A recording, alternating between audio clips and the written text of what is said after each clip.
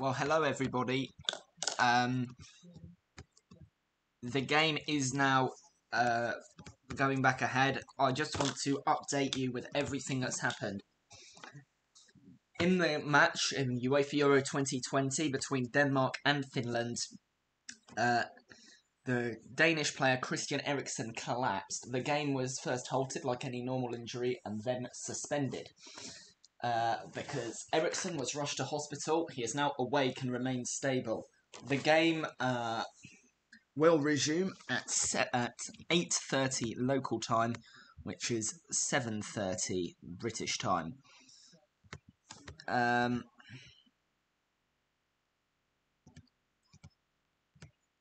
So for now, it's still going ahead.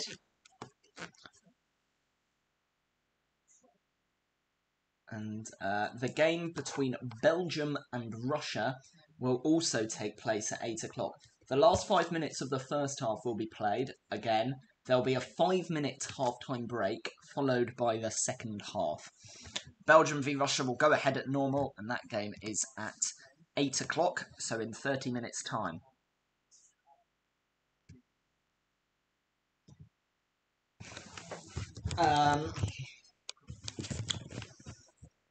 So,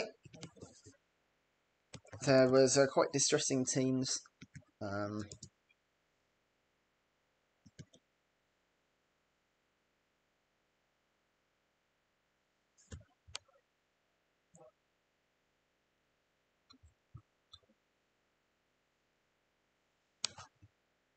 So there is good news.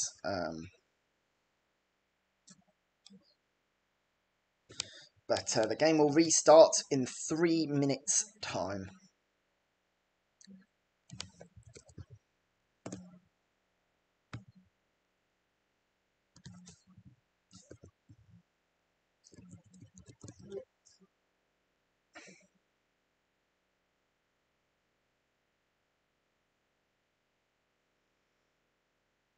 And everyone can celebrate that it's back to normal. If you're watching, say hello.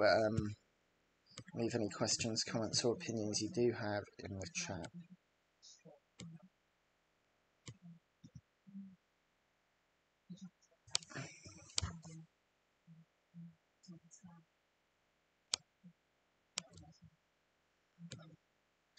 I'll give us a situation where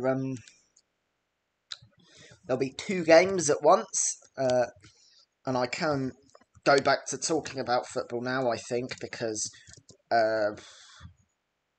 again, it does look like Mr. Eriksen will be okay. I'll just have a talk about the team news. So, Denmark's 4-3-3, Schmeichel, Was, Captain Kjær, Christensen,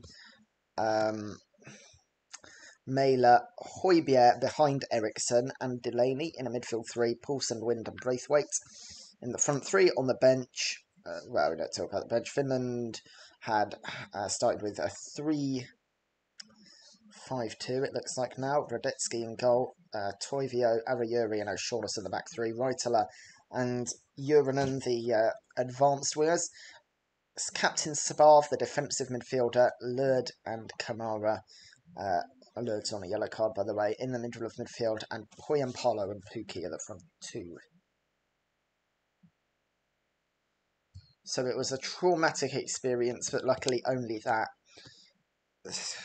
Eriksen does look alright. Denmark players are in a huddle. They need to pick themselves up now. It's an important football match. And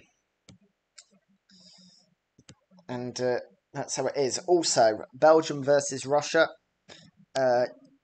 Courtois starting goal. A back 3 of Alderweireld, Boyata, Vertonghen, Castagna, Dendoncker, Tielemans, Hazard, Mertens, Lukaku and Carrasco are the front 3. Shunin starts in goal for Russia. Mario Fernandes, Semenov, Zhikia, Zhirkov in back 4. Ozdoev and Barinov behind Zobnin, Golovin and Kuzyaev in a 4-2-3-1. Captain Zubas, the sole striker. So that's where we are. That's how it is. And there is obviously a change for Denmark. Eriksen is replaced by Jensen. Matthias Jensen on then to make his 7th cap, the Brentford man.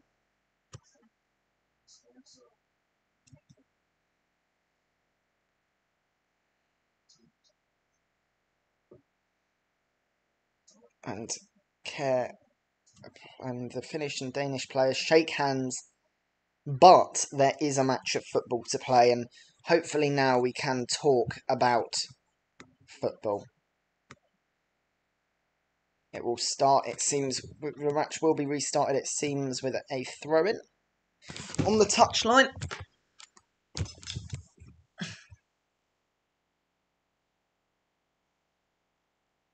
And applause from all sections of the stadium.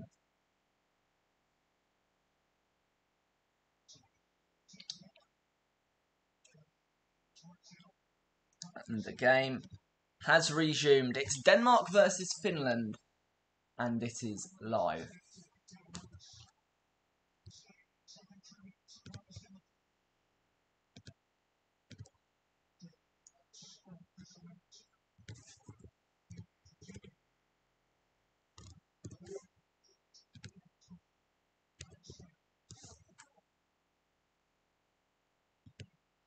So it's emotional, but it is now back underway. And there is some uplifting signs, and we do have a game of football. It's with Christensen.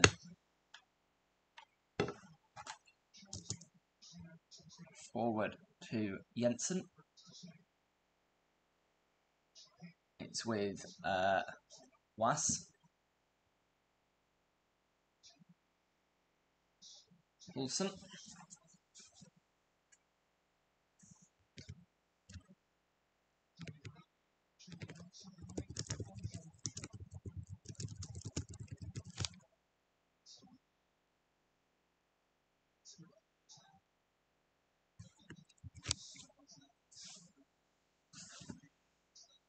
Throw in for Was.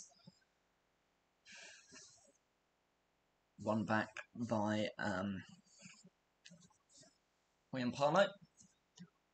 Now to Pukki, but it's a free kick to Denmark, I think, for foul throw. Yeah, it was a foul throw, so the throw will be taken by Was.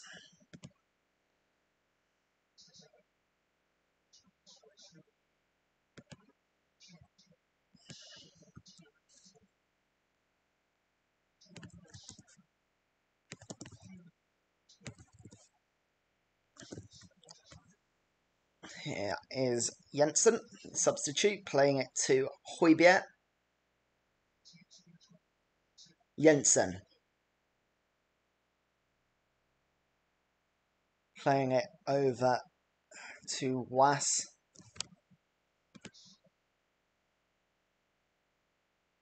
Plays it out wide, switching it again.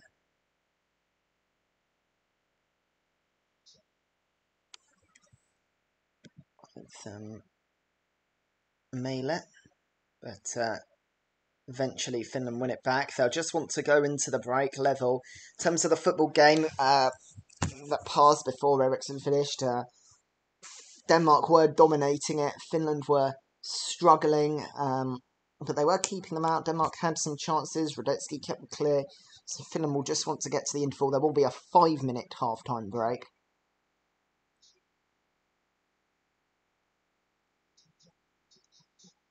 Done.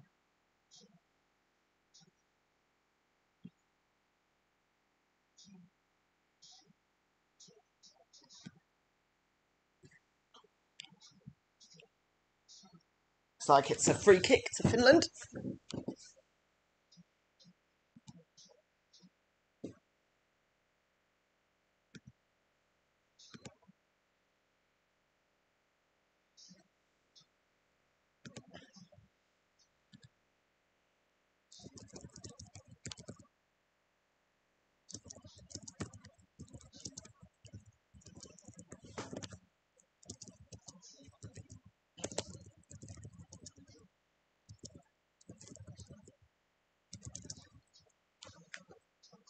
It's like approaching the interval. See how many minutes are added on. We're now into injury time. And, well, say hello if you are watching. It's been a difficult day, but we are still here.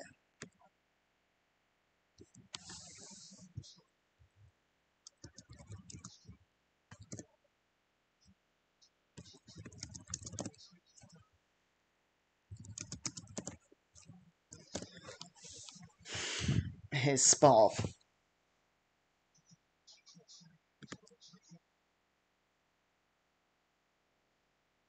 Arayuri, ball's cleared. Headed on. Anthony Taylor checks his watch. And that is half time.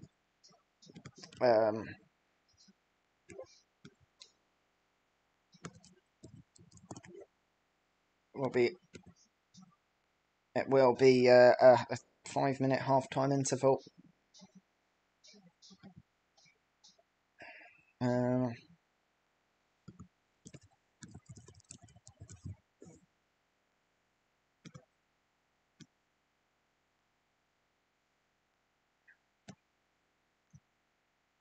Say hello if you're watching. So, it's half-time, Denmark 0, Finland 0.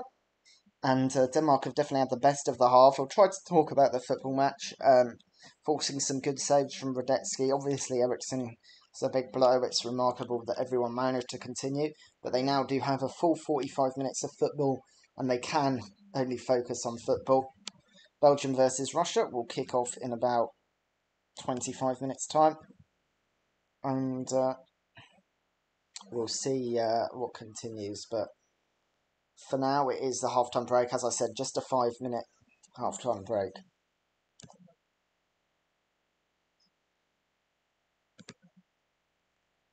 And it's so great that we can talk about football. And only football. So, Finland have had a couple chances, mostly on the break, but it's mostly been Denmark's football match. Some chances that Braithwaite had.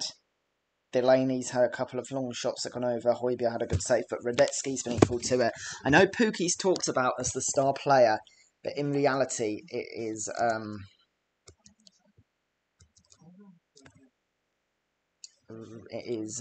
Radetzky who's been their key player today.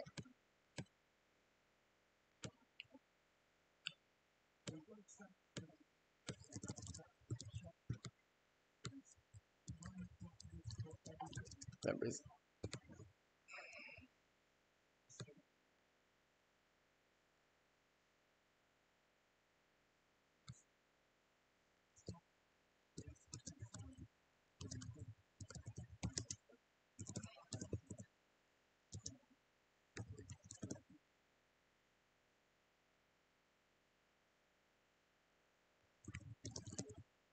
earlier today, by the way, we had a game in Baku between Switzerland and Wales. Group A obviously starting yesterday with Turkey 0, Italy 3 in Rome, and today, Baku, it was Switzerland 1, Wales 1, and this game obviously 0-0, and Belgium v Russia later to come.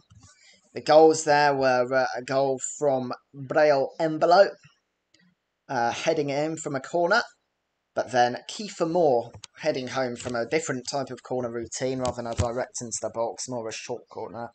Good saves from Ward and Sommer kept the score down. There was a last-minute winner for Mario Gavranovic to make it 2-1, or at least so we thought, but it was offside.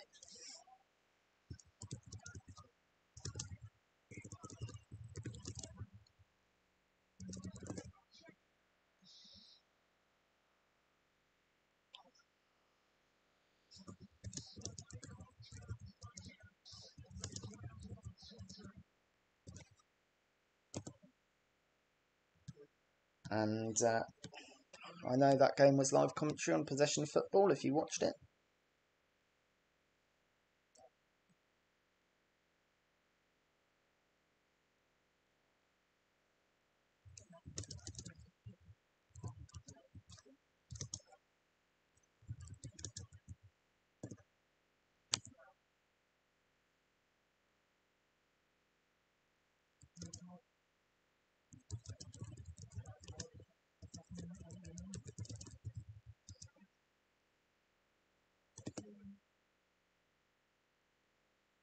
No Cheryshev for Russia today. In their game, no Eden Hazard for Belgium, and we will have updates on that. And the second this one finishes, we'll take you to that game.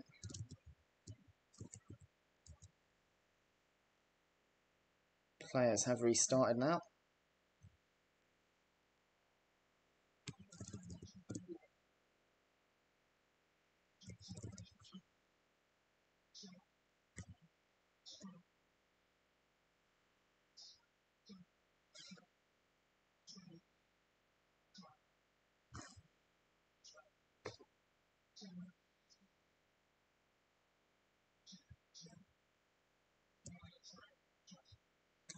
So yeah, back underway. Just started with a shot from Poulsen straight for Fredecci, and another one, and it's deflected. But again, Fredecci picks it up, and Finland will. The point, there's a player down, so Fredecci throws it out for a throw-in. It's Arayuri who's just picked up a knock there.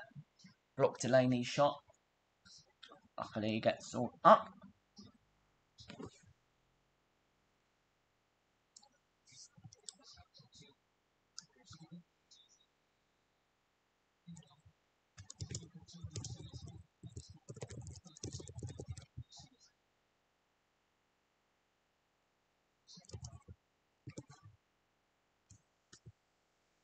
Denmark have been going forward. Here is Mæhle playing it to Christensen.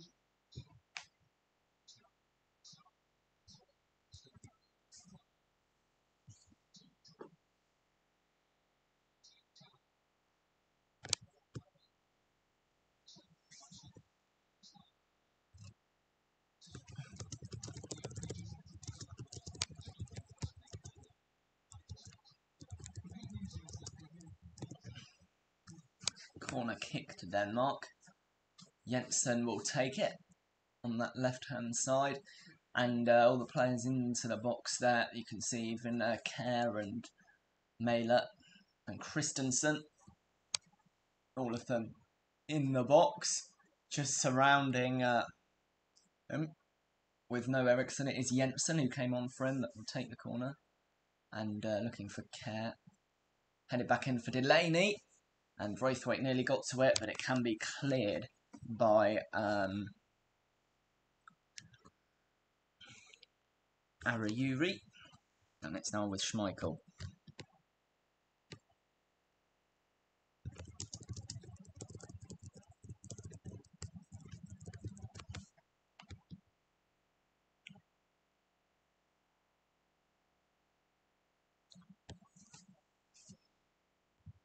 Looks like Denmark just getting a free kick there. We're in the 48th minute here on Possession Football. It's Denmark 0, Finland 0. It's with Kjær.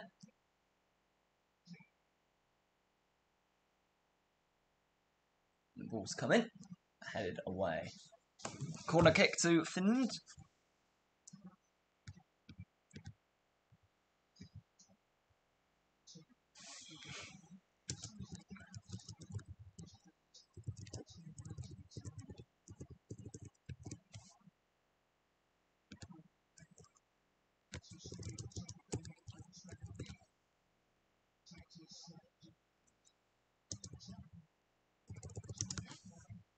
So a corner kick.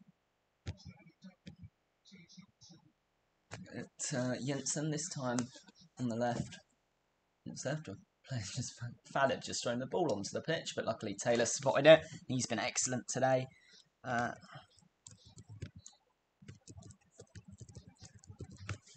So in it comes from Jensen and headed away again by Arayuri.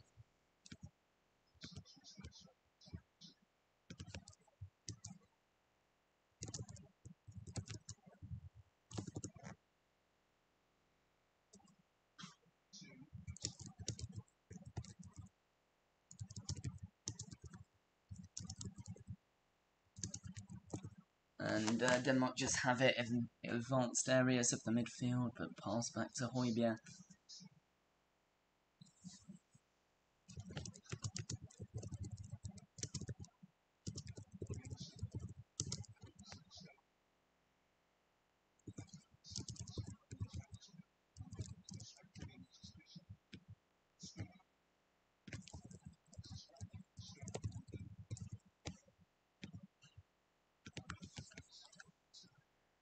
And, well, it's been chested and controlled. Long pass from Poyampalo, but it goes out. And Denmark are kind of picking up where they left off, even without their star man, just passing it round the back, looking for the opening and coming forward, but not yet scoring.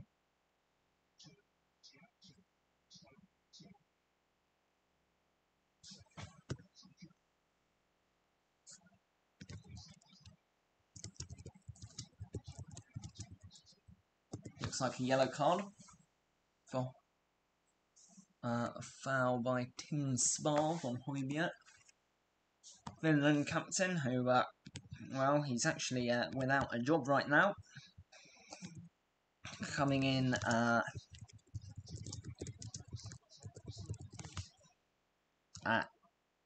losing his contract with AEL at the end of the season. He will be unemployed on the 1st of July, but still playing for his country at the least. And he was their captain, and been very harsh not to include him. Here comes Jensen with the free kick into the box, headed on, but yeah, first throw.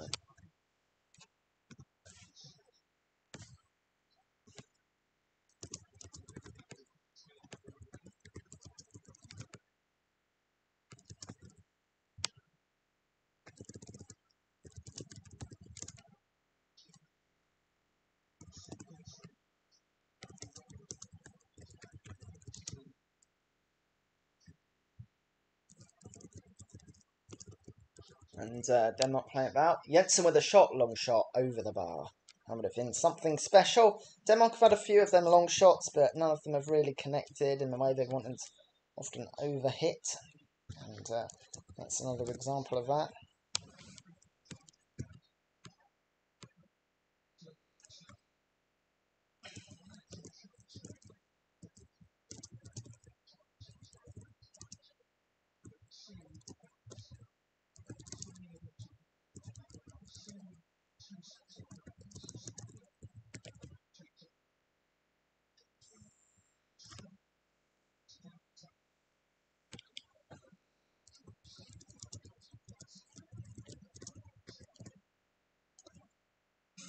Well, nearly a bit of an error by Arayuri and Radech there. This game has sort of slowed down. Denmark have dominated the possession, but understandably it's not played at the pace you might expect.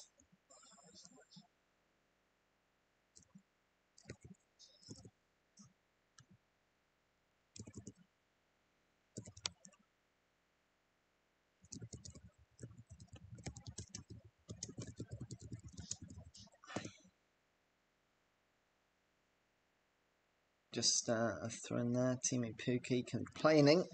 Santi Taylor. Well, he didn't touch it. It was a high foot on Mailer, the final decision.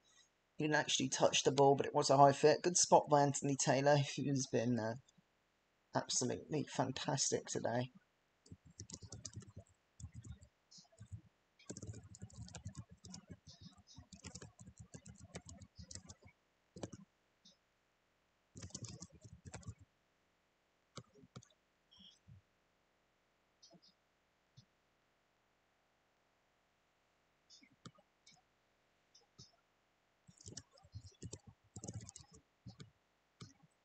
Denmark do have possession. Just going into Finland's half now.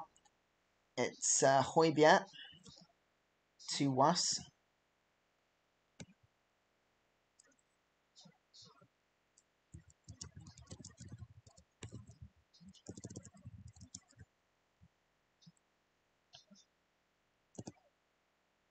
And Was with the ball into the box and headed back in to it by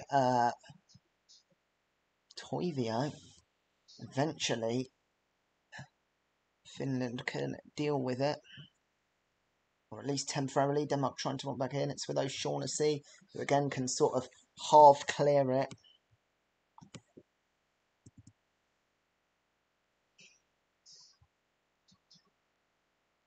On the shot, but it's blocked.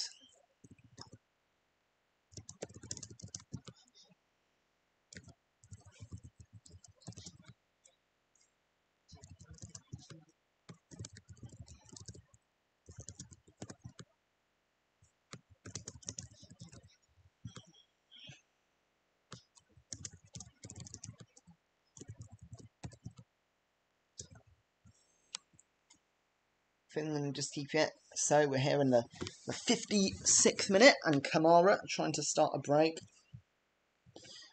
Here if he can get that pass. By the way, there's another player down. It's Jensen who came on for Eriksson, just clutching his head. While the play's out, let's have a chance to just have a look at the Russia team. And here you go, Courtois in goal, Alderweireld, Boyata, Vertonghen, Castagna, Dendoncker, Tielemans, Torganazov, Mertens, Lukaku and Carrasco.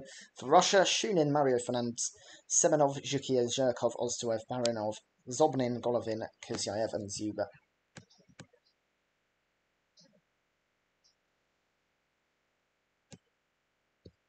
So, Jensen back up. I think it'll be a throw-in to Finland. That Raitala take.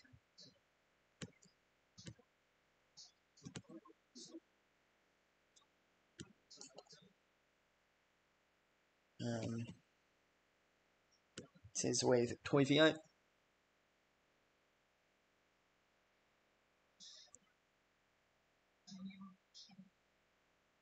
Camera 1-2 with Sparv. Where is Camera? Sparv. Camera. Back to Sparv.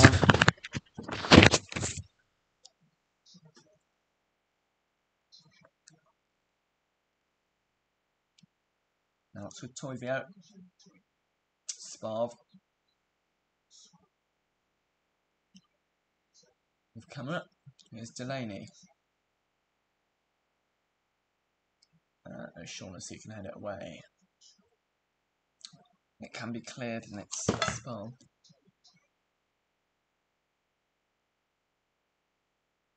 Raitala. Our long ball out for a throw-in.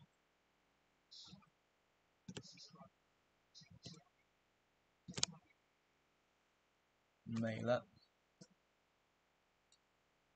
will be able to take it.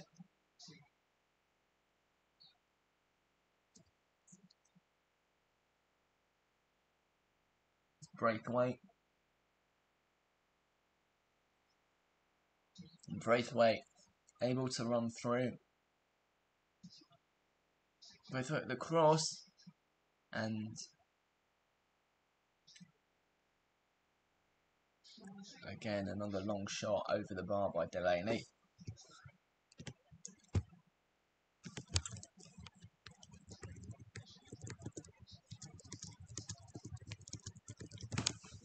Well, Thomas Delaney,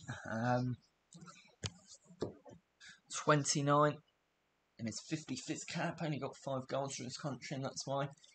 So interesting move again for Denmark, and Denmark, well, this is expected to be their easiest game. They will want 3 points from this.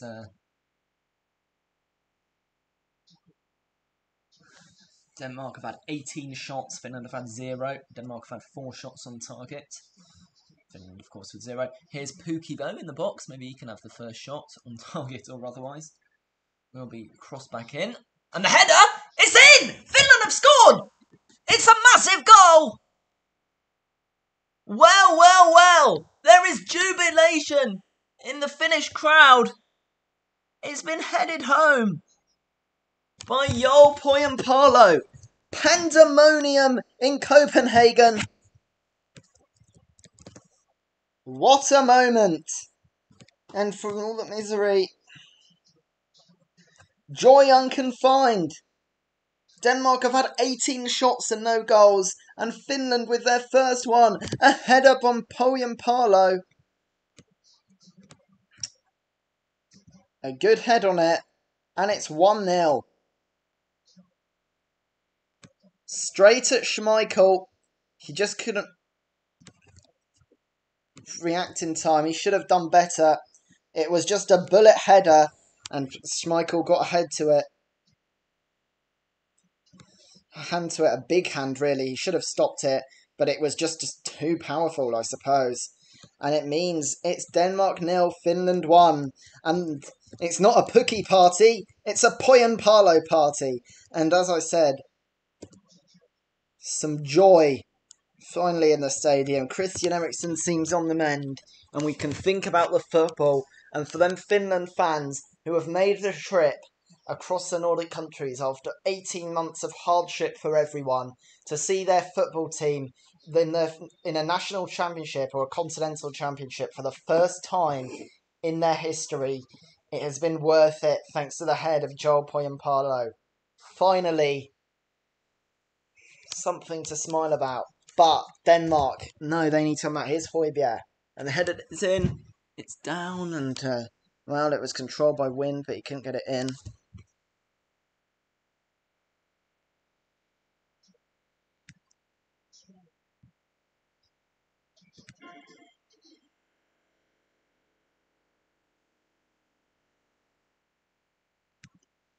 So, out for a throw-in. Will be taken. Currently in the national anthem stage of Denmark v Finland. Belgium v Russia.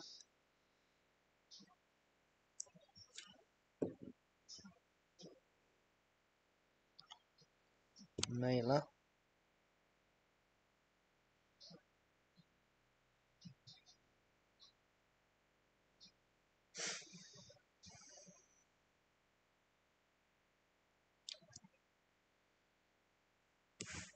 Difficult moments, of course, but for UEFA. But looks like everything is back underway. The games have gone on. Free kick to Finland here in the 62nd minute.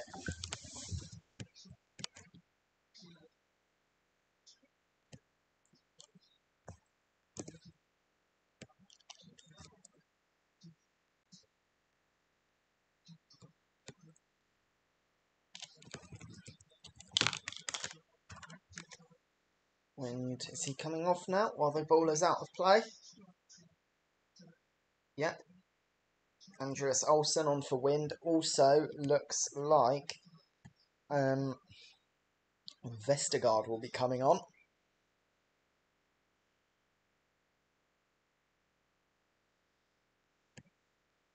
And he's coming on for Simon Kerr.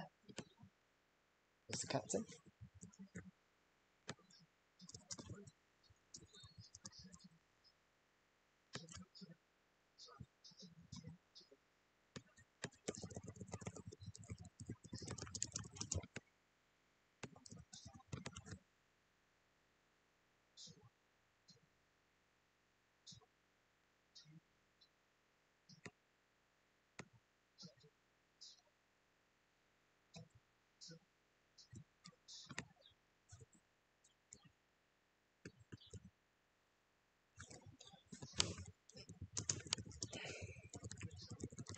Ball is back in play now. It's obviously Denmark looking to get back into it. It would be a grave disappointment if they lost to Finland.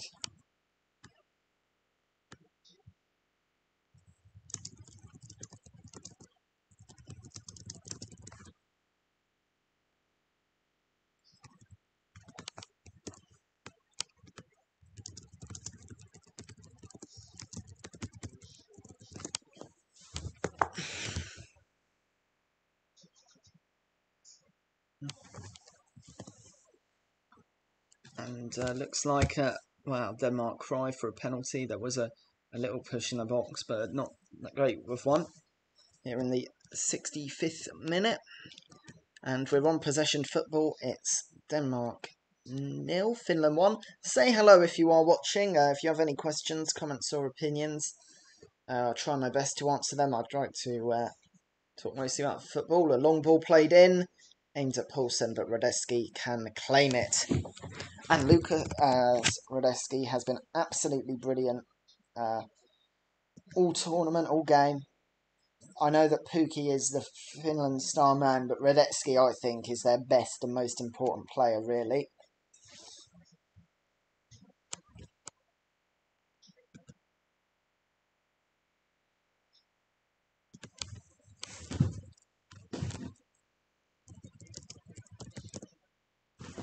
It's played back to Schmeichel.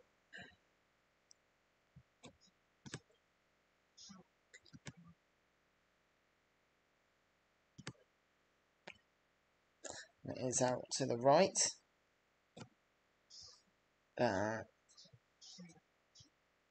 As we have some update, Belgium versus Russia has begun. So we will keep you updated on that. But for the remainder of this game, we'll be focusing on Denmark versus Finland, and Denmark cross claimed by Kamara. He couldn't really get a breakaway though, and losing possession. And it's now forward to Mæhle. Denmark will be looking to maybe, put things through the box.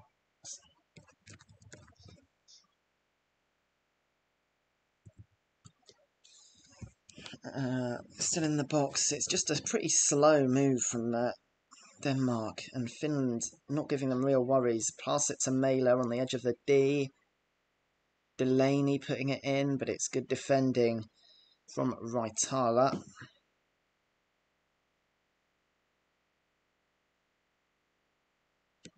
And I should say, Belgium 0, Russia 0.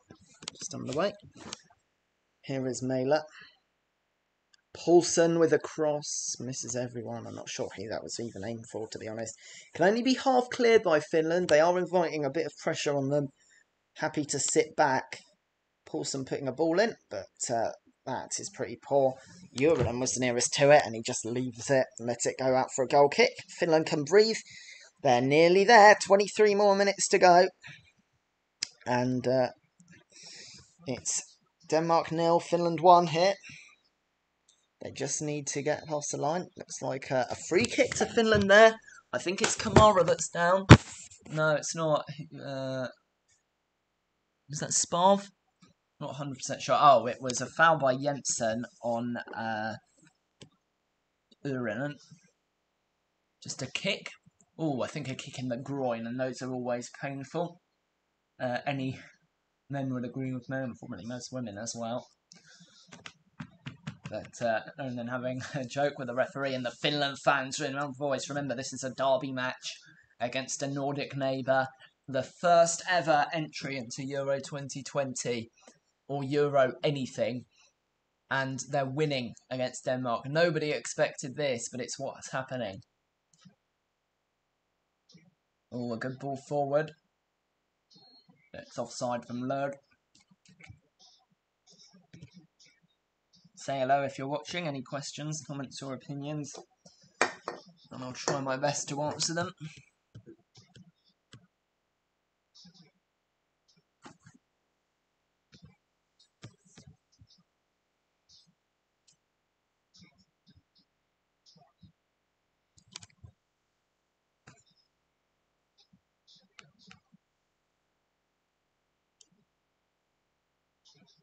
It's with Vestergaard.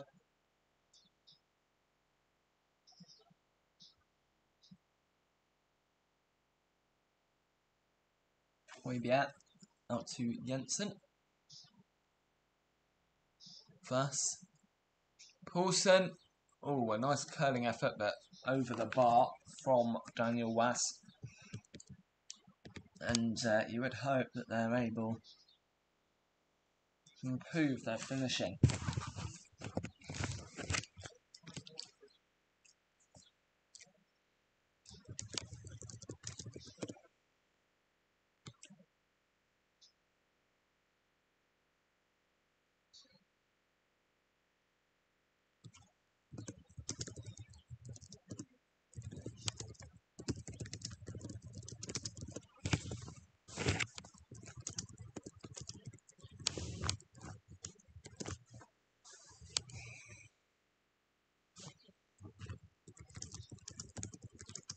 Long ball in from Braithwaite, looking for Poulsen, but again, only finding Radetzky, who has been brilliant.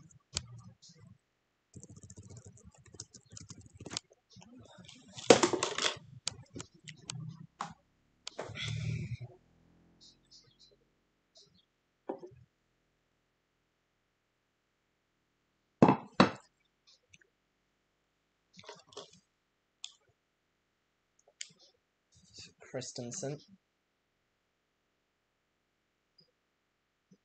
And Braithwaite.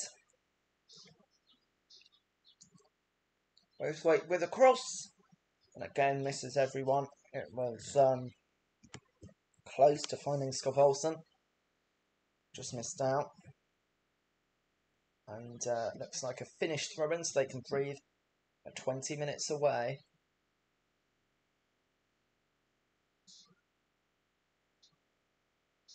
Looks like Denmark might be making their final subs. Strigger Larsen and Cornelius are having a chat, and we'll see if they come on.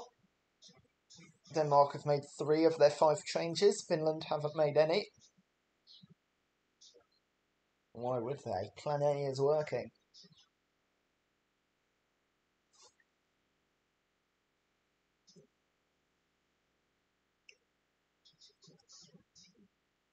There's Vestergaard.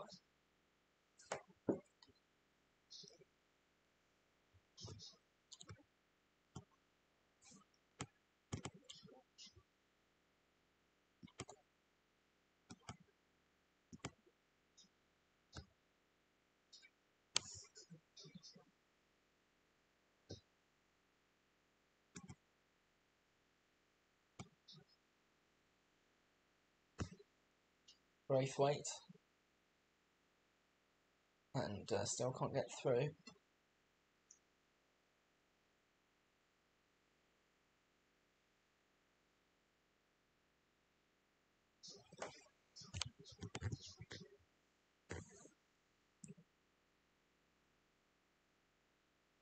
There's Delaney to Højbjerg. Good ball through to Poulsen. It's brought down by Amber Yuri. No. Oh, it's a penalty! Is it? I'm not sure about that. The Danish fans celebrate. They've been given a penalty.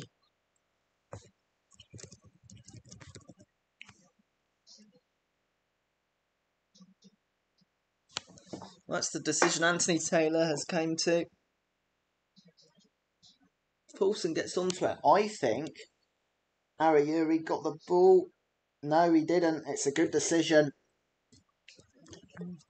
That's why Anthony Taylor's in the middle. And I am sat here at home on the YouTube channel.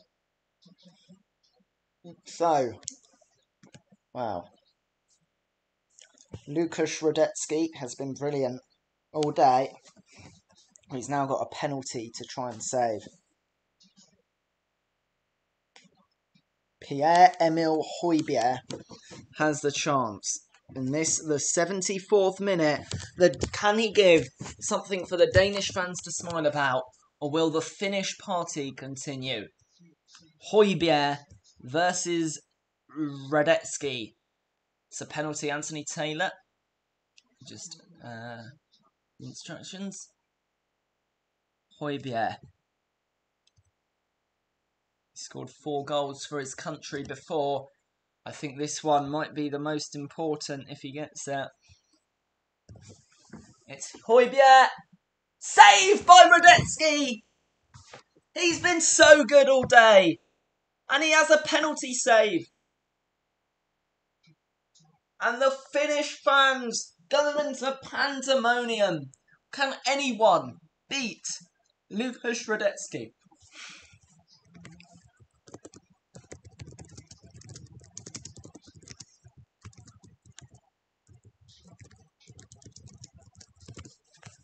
All the pressure on Højbjerg and he wasn't able to convert. But there's still, the Danes come forward. 15 minutes to go.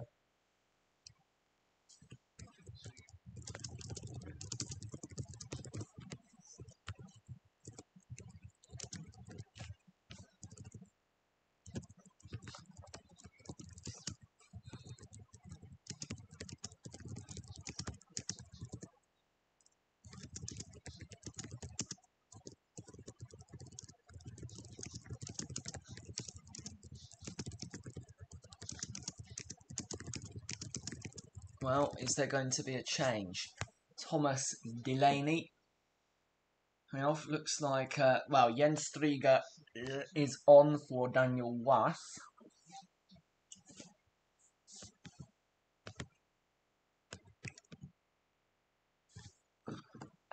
And Cornelius on for Delaney.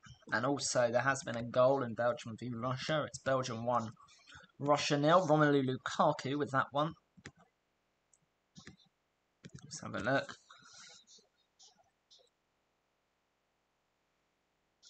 Oh, lovely long ball in the box. Actually miscontrolled by a Russia player, but Lukaku made the most of it. Yeah, good finish. So Belgium 1, Russia 0 in that one. Meanwhile, Rasmus Schuller has come on for Tim Sparv.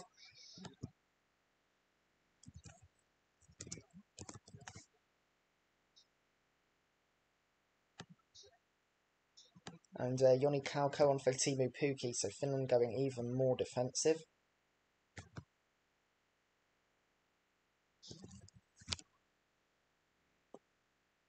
All in the box. It's headed wide.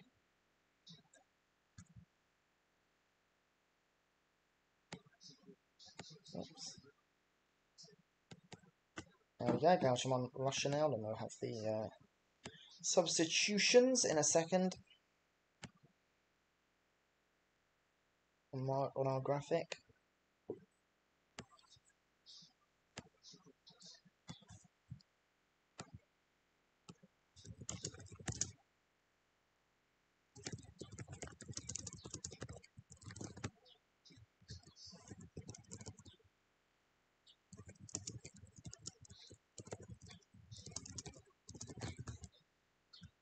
Here in the 77th minute, it is Denmark 0, Finland 1.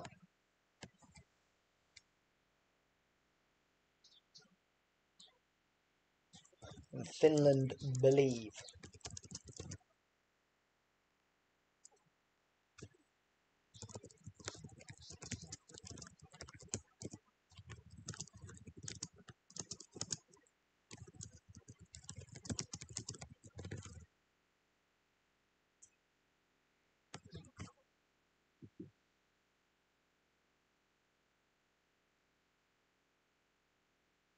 Toivio in the throw to Bird. And England's in a good position. Kauko plays it out left.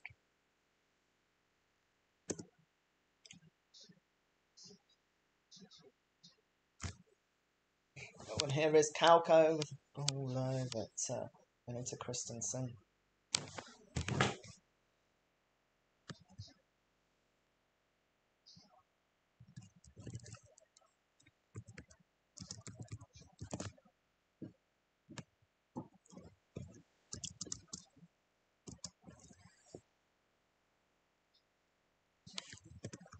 Denmark coming forward. Well played wide. Braithwaite's cross easily claimed by Radetzky. And you are wondering if it will ever come for Denmark now.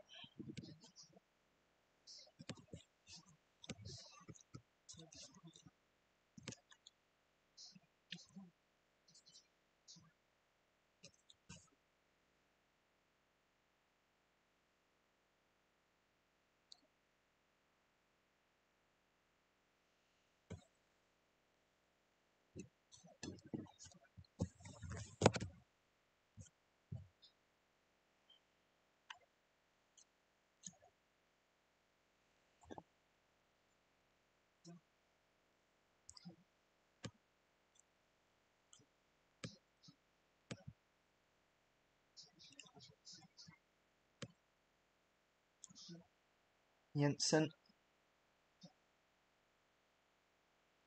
Well, good challenge, and Finland can come out. Camera to Lurd. Just one pass too many for the Finns.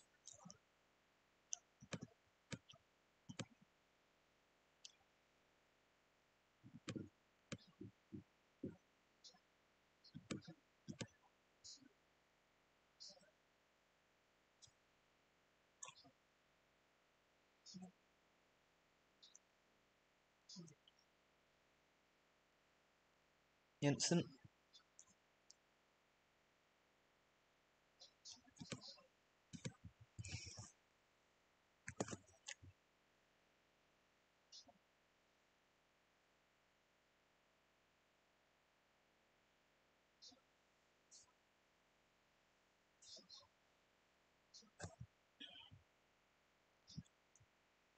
Here's Paulson. Played out wide. Højbjerg.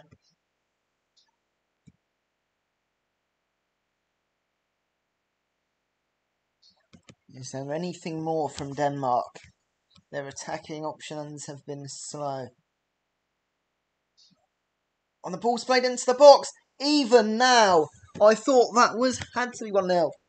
1-1, sorry. Vestergaard with a great low cross. Looking for Braithwaite. What an absolutely brilliant challenge. I think it was from Urinen. Absolutely unbelievable. But it is still a corner on the left-hand side for Denmark. Damsgaard will take it, I think. Or, Damsgaard? Jensen, wasn't it? Yeah, Jensen. On the left-hand side, headed away by Arayuri. Jensen. Myler. Jensen. Headed up, punched out by Radecki and smashed away clear. As far as Striger Larsen. And it's accidentally kicked it out for a finished throw.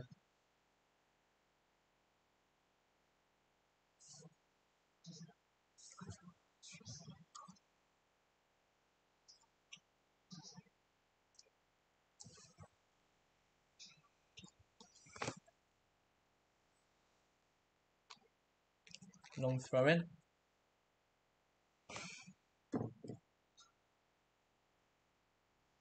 Here's Myler. Finland win it back.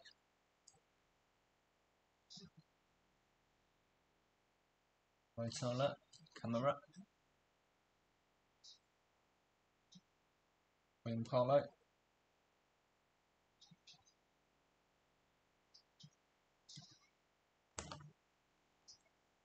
Calcote. Looks like Finland will be bringing on Brentford's Marcus Forss, of course.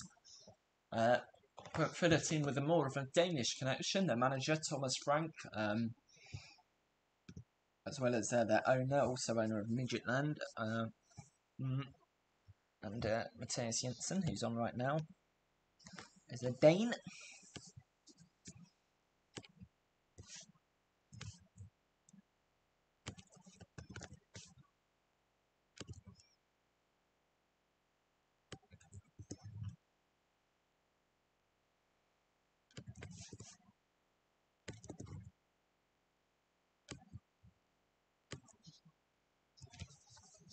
And Denmark are just coming forward slowly all the time.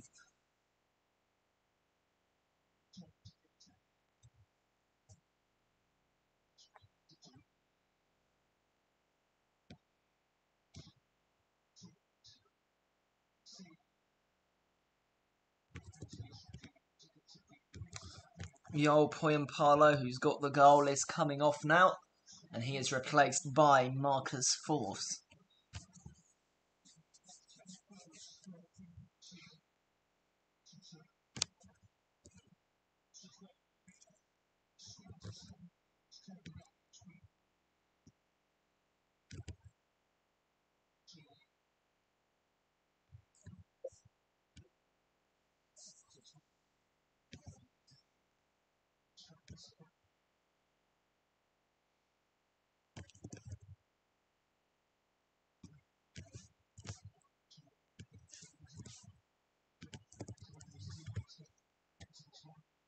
And you do wonder now, as time goes on, it looks more and more like they're just able to hang on to that lead.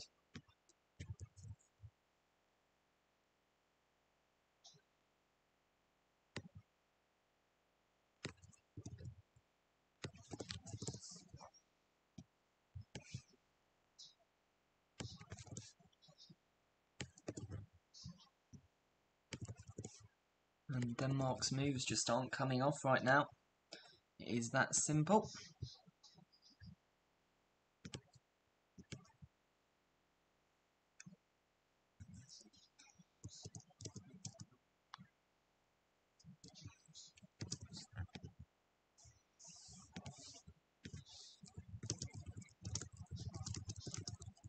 And we have just 5 minutes to go now. Here's Camera. Right armour. And away.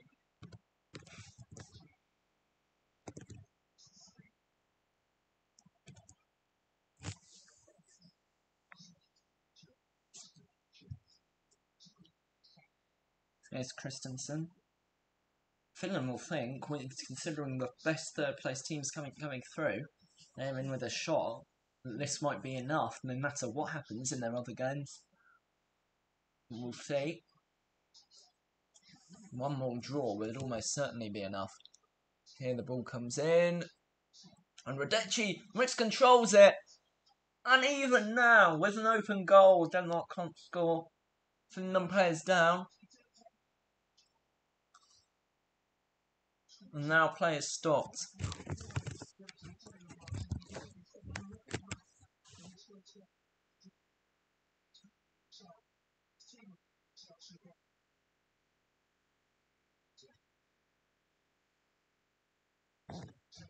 Excellent move from Reitala, who's been so good today.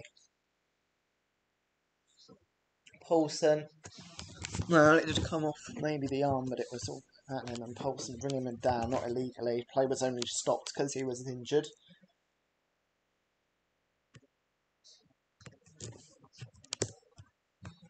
Paulson perhaps going to react quickly, and Reitala looks like he's in some pain. He's been brilliant. Shame to lose him. And Toivio saying to Marco Caneva, you need to make a sub. He's down, clutching his leg.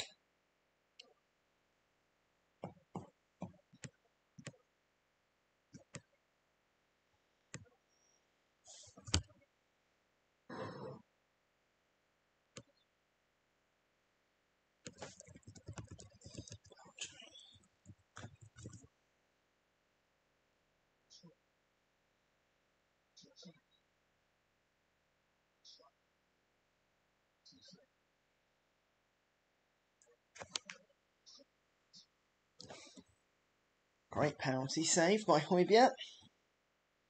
From Højbjerg, sorry, by Radecki.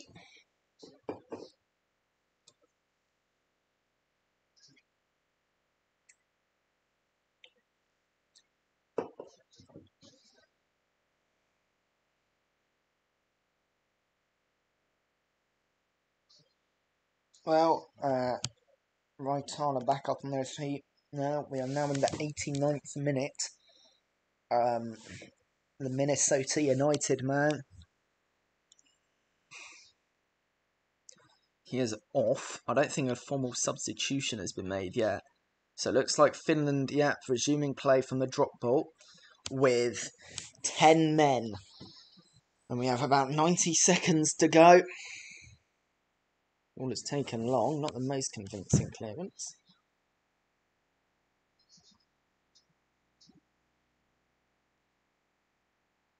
Let's head it back to the keeper. Schmeichel, that is.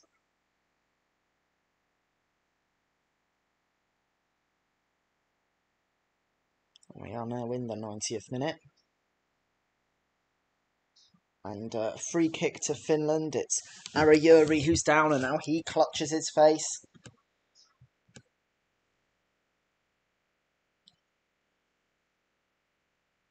Yeah, just a coming together between him and Vestergaard.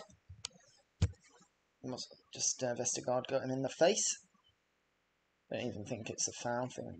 Oh no, it's a free kick. And Radecki can boot it long. And Jukka Raitala is now off. He's replaced by Leo Väisänen, who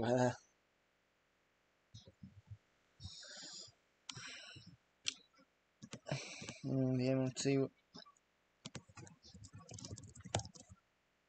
just finish off the game and hopefully close it out as we enter 4 minutes of stoppage time.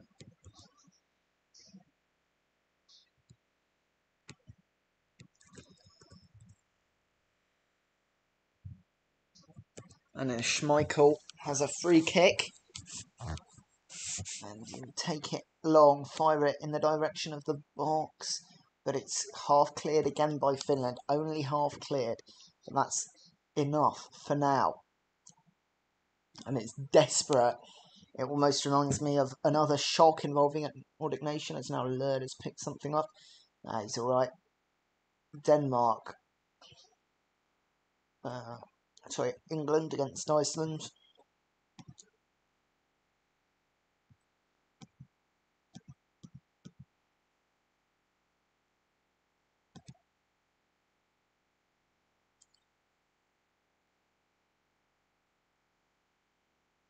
And ball taken, headed down. And then the half cleared. O'Shaughnessy trying to pressure Højbjerg. It's with Myler. Here is Jensen.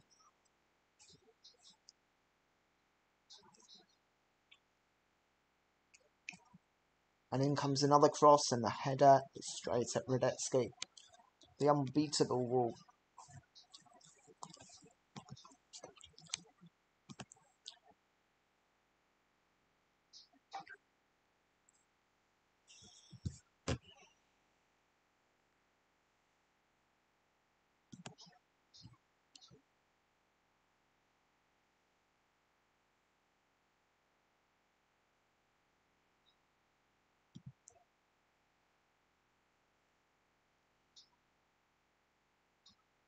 Who's fired away? Here's Højbjerg. Fired away. Naylor with the cross in, and again can't get it done, and it's cleared away.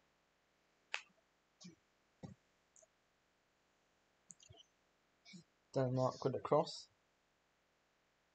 Going into Vestergaard with himself, and it's a free kick. Camera brought down. Looks like a handball by Denmark, actually. That's what Anthony Taylor's signalling. And with just 80 seconds left, it did hit the hand of Cornelius. And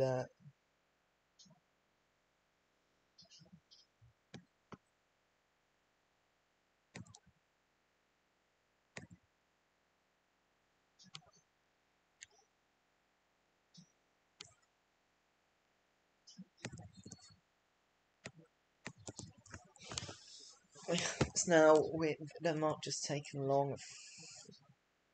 Foul, I think, by force. It's a throw in to Finland here. 30 seconds left.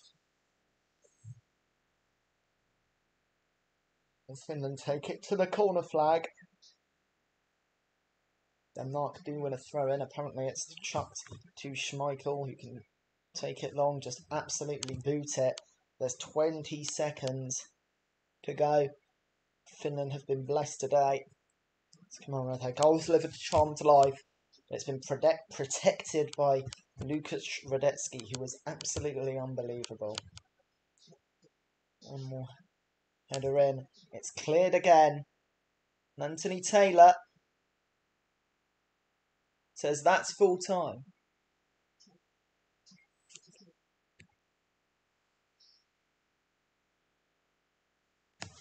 And it's been a historic day for Finnish football. And now we have more football action to talk to you about as we move immediately on to Belgium's game against Russia.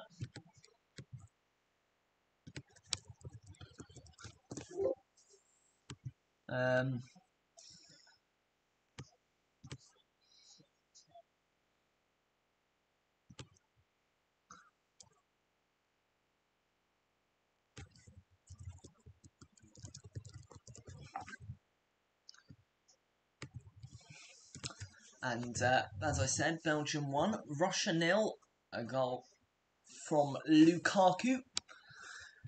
And that game is still going ahead. We're half an hour in.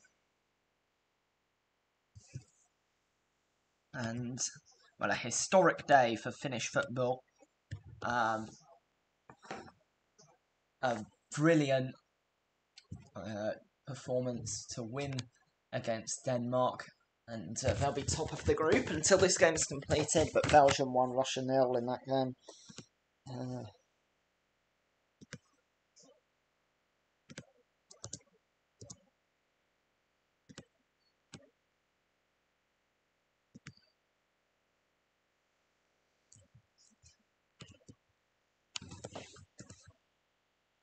Looks like Barinov of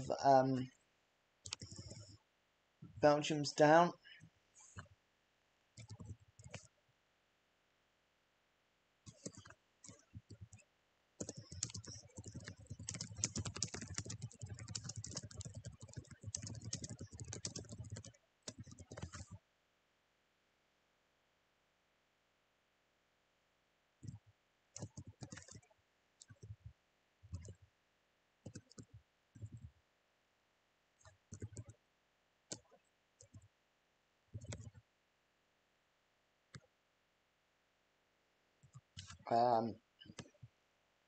And it will be a free kick, I think. No, just a throw into Belgium.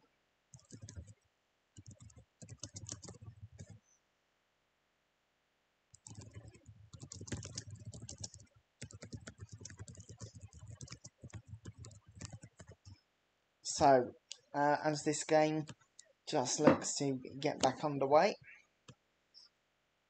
it's with Courtois out for a off the Russian player, so it'll be a throw into Belgium. So Belgium with a 3-4-3. Thibaut Courtois at the back, Alderweireld, Boyata and Vertonghen the back three. Castagna, Dendoncker, Tielemans and Torgan Hazard, the midfield four, Mertens, Lukaku, who got the goal, and Carrasco, the front three. Mignolet is on the bench for Belgium, alongside Sells, Vermaelen, Hazard, Eden Hazard, that is, Mounier, Denayer, Benteke, Chadli, Batshuayi, Trossard, Doku and Praet. And as for Russia, they've started a 4-2-2-2. Shunin in goal, Mario Fernandez, Semyonov, Zhikiev and Shirkov, that four. Belgium had 57% of the ball, by the way. So they've been dominating this game. Osterwev, Barinov, Sobnin and Golovin, the midfield five, as well as Kurzyaev and Zuba up front. Belgium with possession now. Out wide.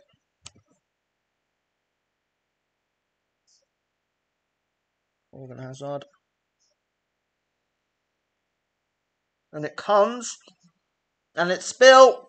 And it's 2-0. The cross evaded everyone apart from Shunin. But Shunin couldn't hold on to it. It's pushed away and it's 2-0. And here in St. Petersburg, it's pretty horrific time for Russia already. Well, the cross missed everyone. Shunin could only push it out right into the path of Mounier.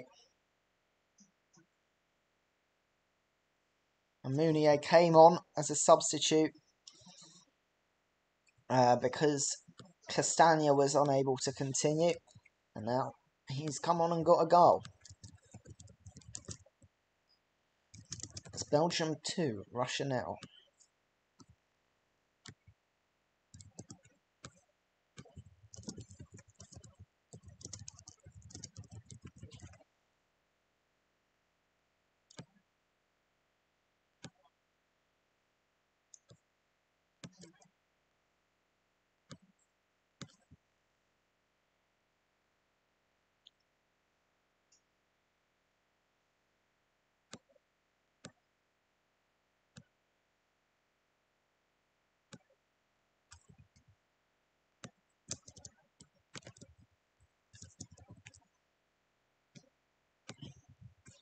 Belgium already seem to be winning this one with relative ease.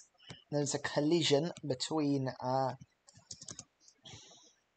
Castagna and Kurzyaev, and both of them were also forced off. And a long ball looking for Lukaku. Will be partly cleared away to Mounier, going at the cross in, chested, cleared.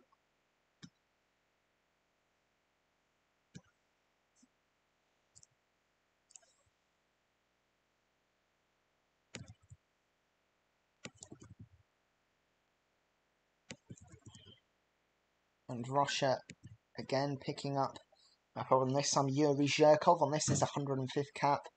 Hurt himself making a slide tackle for Lukaku. The ball was towards Lukaku, chasing it.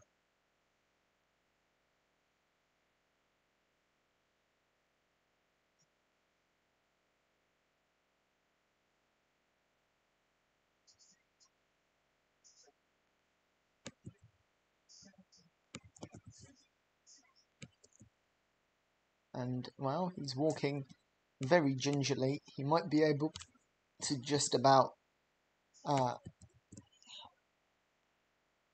stay on there. It's Belgium 2, Russia 0 here. It's a game that already looks pretty dead in St. Petersburg, but Russia are at home, and if they get one goal, they're back in it. They might now. It's a free kick. A foul on by Dendonka. And a pretty bad challenge on Golovin to earn a free kick.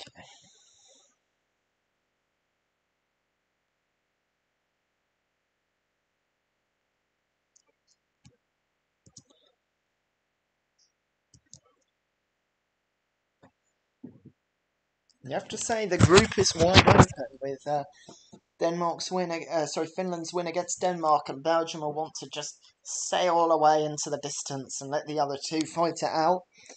But now it will be Golovin over the free kick, headed down and just wide, and out for a goal kick. It was Zuba. He was offside anyway. That was a bit of a moment of worry for the Russians. Should have done better considering it was a free header from about 6 yards out, but I suppose since it's not counted, well, let it go.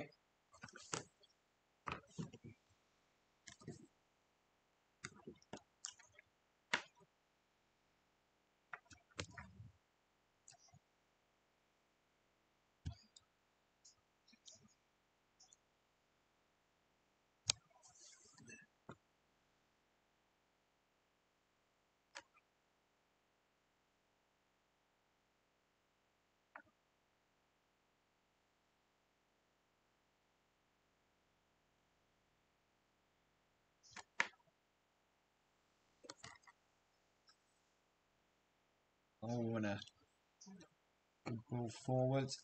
But cut out. It was looking from Mounier. He's been very good since he came on and got his goal. When your substitutes are causing all that pressure, never mind your first team. I know that's a good side. Russia are no mugs. But they did lose twice to Belgium in qualifying. Looks like it will happen again.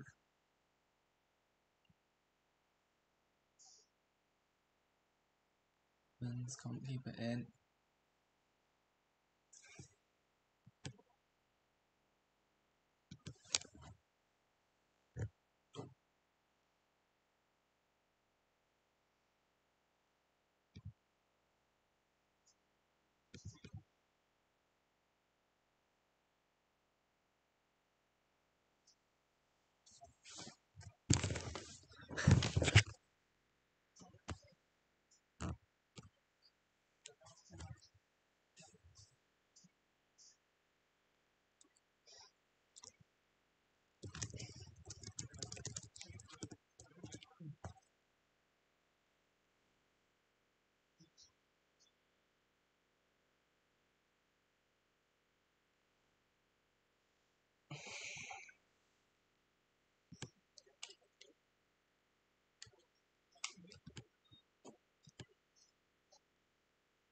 Looks like throw-in Belgium really running rings around side Russia here. It's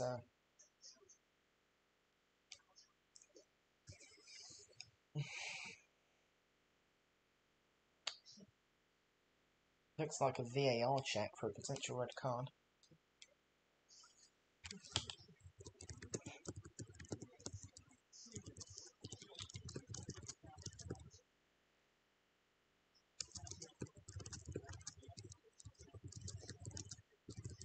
Oh, it's for a potential penalty. I think that would be solved.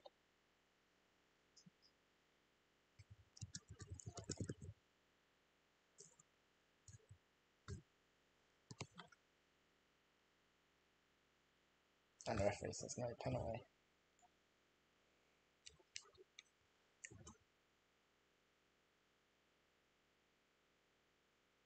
Ball's gone out. And I thought it went out. It restarted with the throw-in. We are just 5 minutes away from the second half.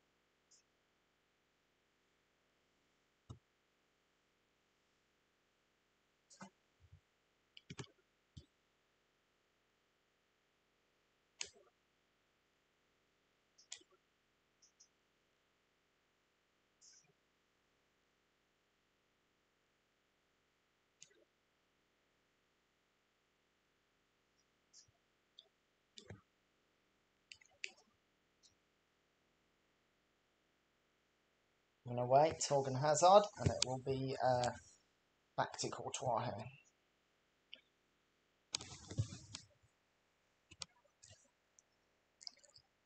Belgium are all over Russia.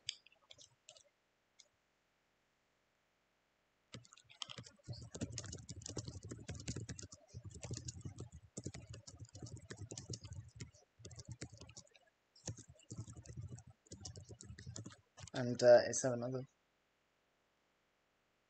player down? Looks like Russia might be forcing to early save.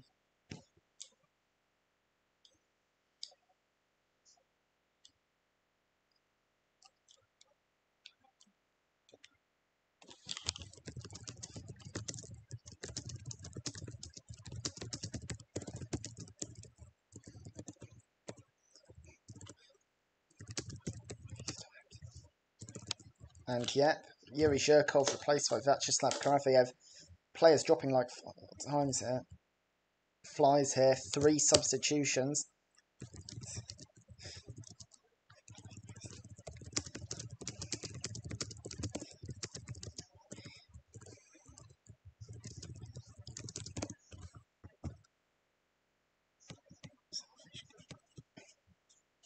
So, well, might be a theme of the tournament with all the fatigue.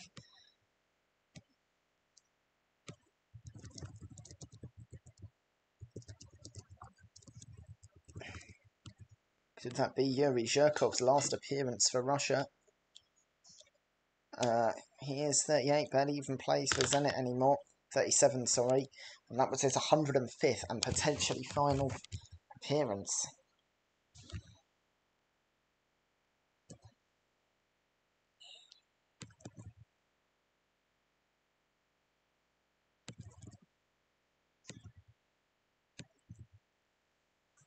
And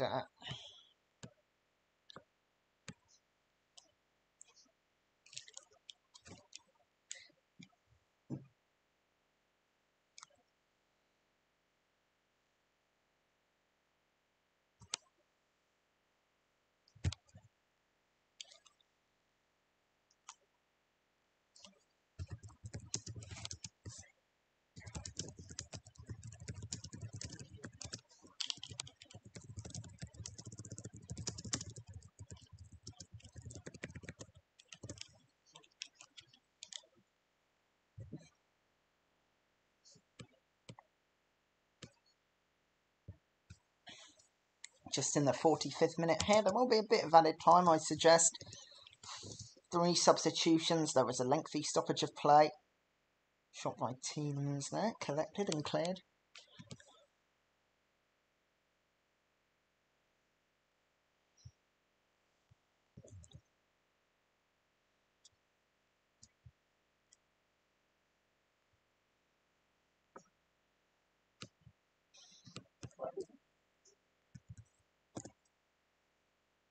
Four minutes is the verdict, and the thing with how Belgium are playing, they haven't had to dominate well, they've dominated the game in terms of possessions. They haven't had to be like the Italians were against Turkey, sort of completely controlling, going forward all the time. They've managed to slowly pick their time to attack.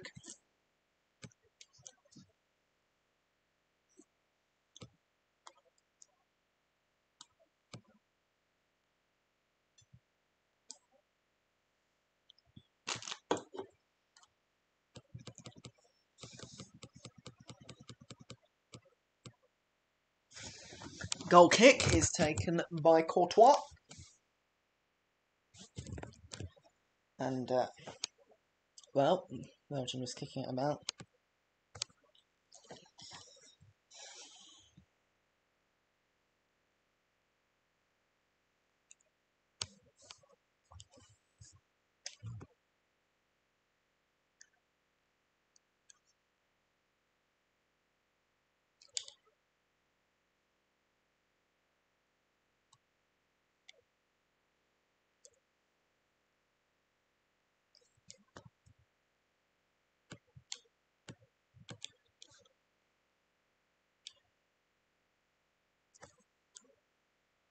Carrasco.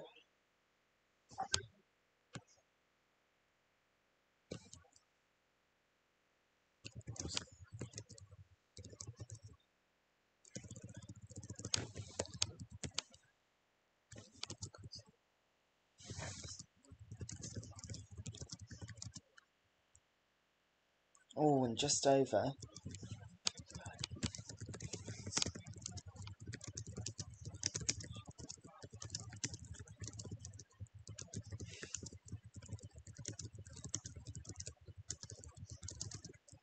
And if that went in, it would be game, set and match. Carrasco really should have done better.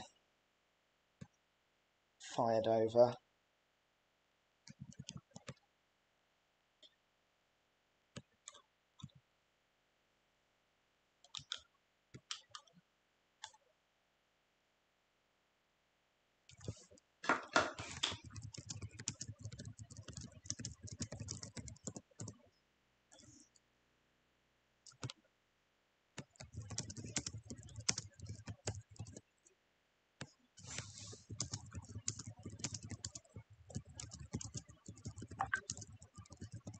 Russia are coming forward. One last chance at the half.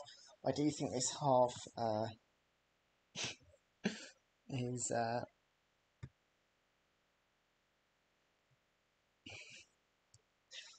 45 seconds left. And I don't really know if Russia have in the tank to get 2 goals against the Belgians.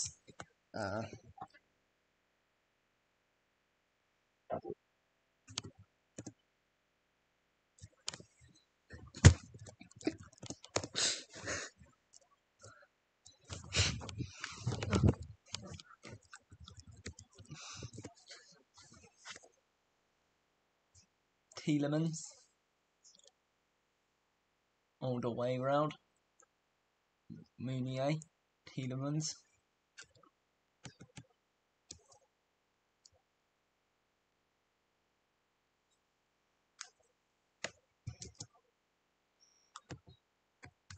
That's half time. And, well, it has been really easy and really simple for Belgium. First, Lukaku making use of the Russian mistake, and then a cross parried into the path of Meunier for Shunin in a game that seen 3 substitutions due to injuries, and a game that has been overshadowed by the events in Copenhagen. It's Belgium 2, Russia 0.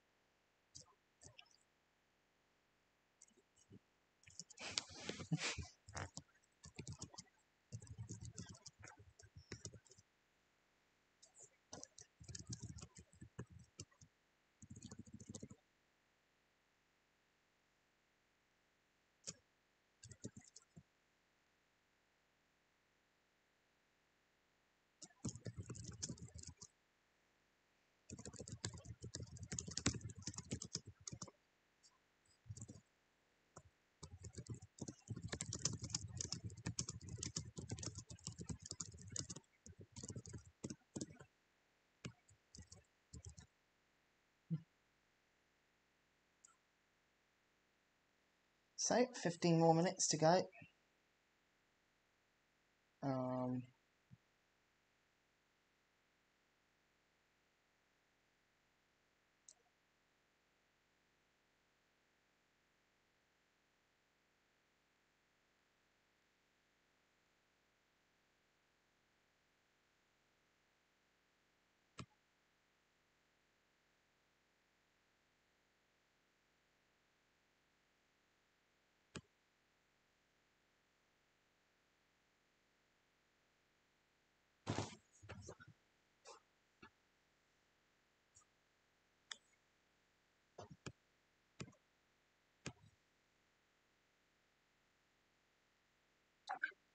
Oh, it's just been so easy for Belgium. There's little talking points, really. I'm still a bit shaken, but yeah, Belgium winning quite easily, or leading quite easily. 2 goals to the good, and they've just controlled the tempo. Russia not pressing at all, just had so much time on the ball. They've not even had to get it out of first gear.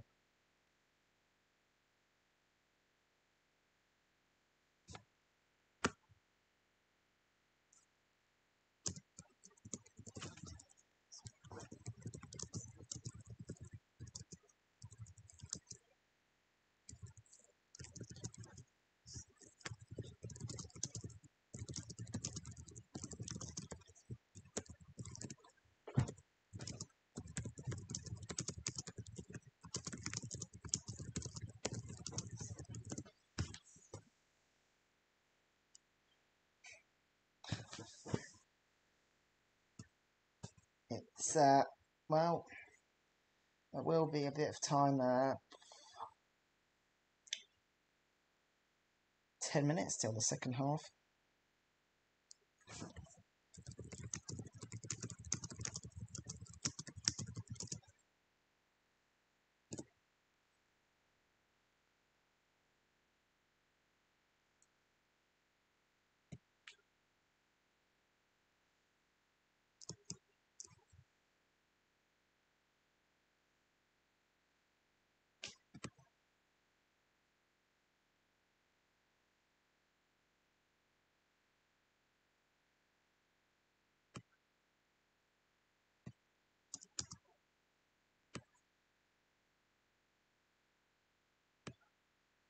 So, well, it's been a great moment for Lukaku. Lukaku said, "I love you, Christian," for his club teammate after the goal.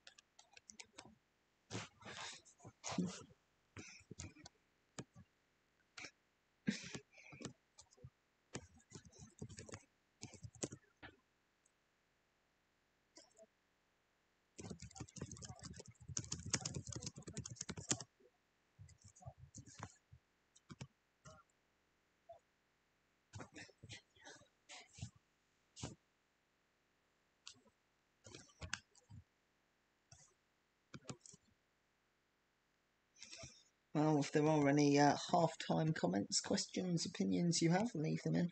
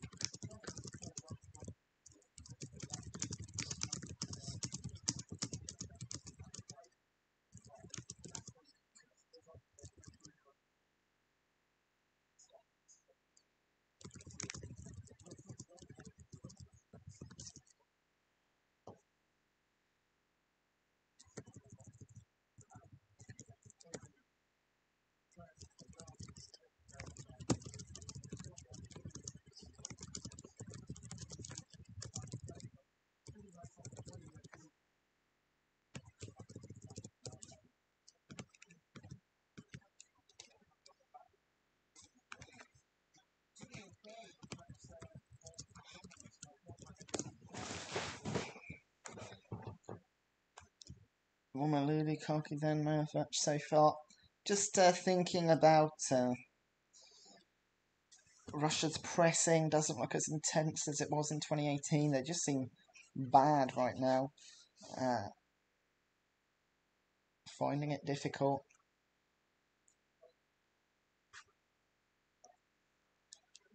And that second goal, Shunin should have done much better. Should have held on to it and straight to Mounier. At least push it behind for a corner.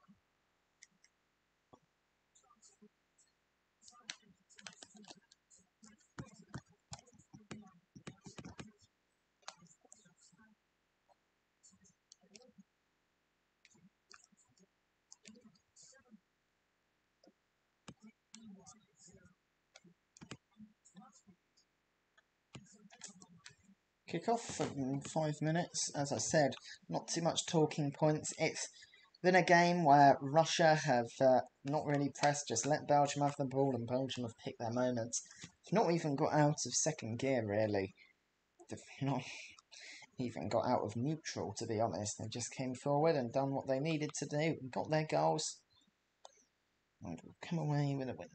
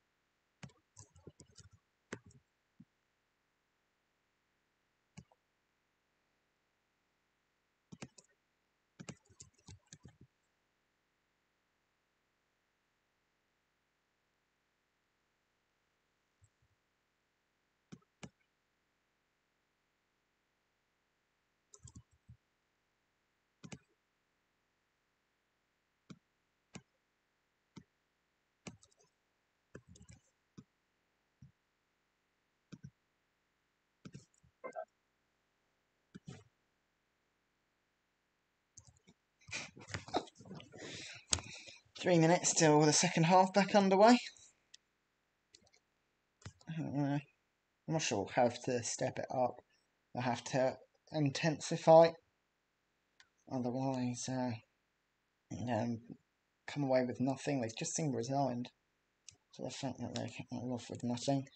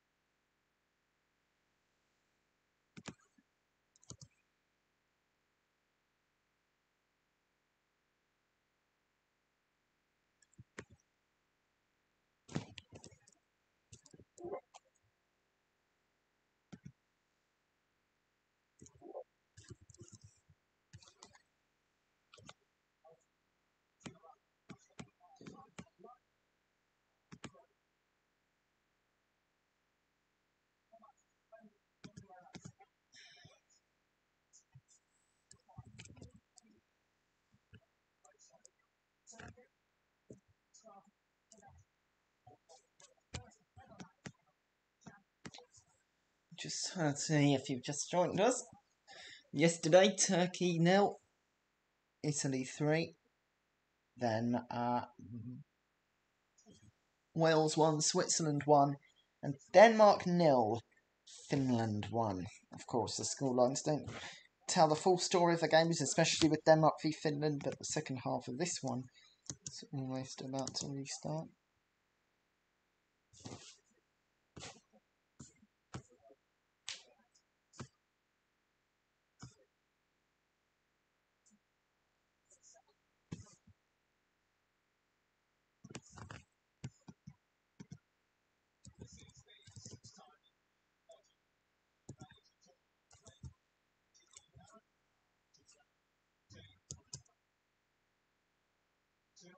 Players are back out.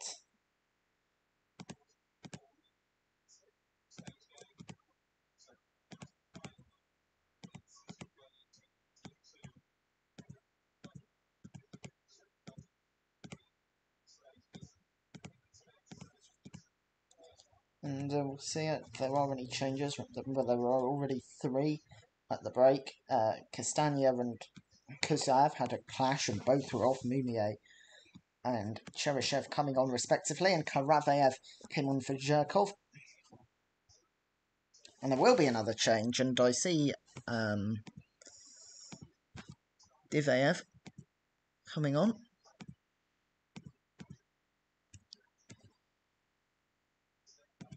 And off is Dmitry Barinov.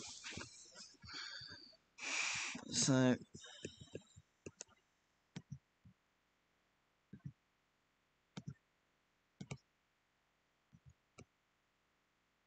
remember, there's the rule of just 3 windows being used.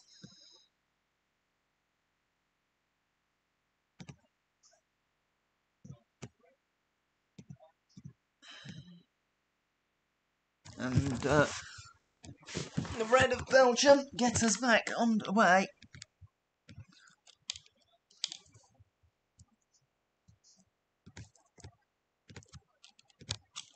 And remember that Russia coming quickly and forward quickly. You got 5 changes, but excluding half time, only 3 windows, and Cheryshev and Karaveyev sub was one of those, so perhaps that makes more sense as to why change was made when it was.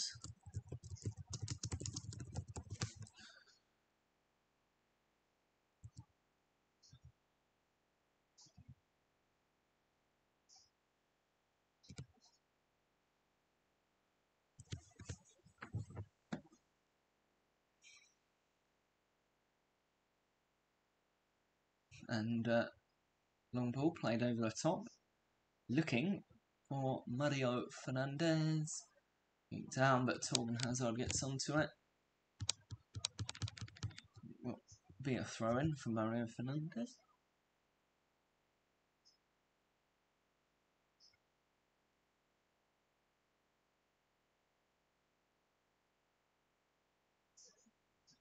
Here is Diveyev. Back to the main man in goal, Shunin.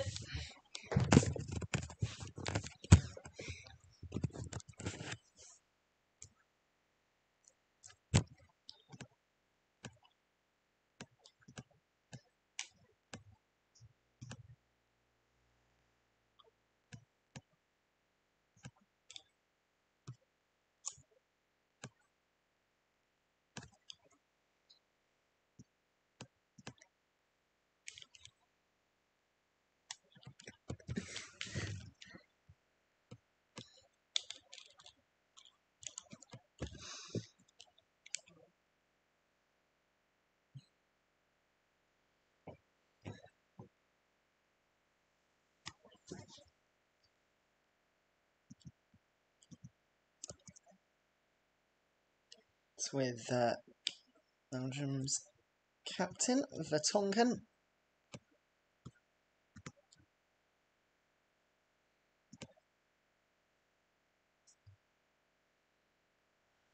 And yeah, Belgium playing this game. I think this might be a long 45 minutes of football. It's played back long.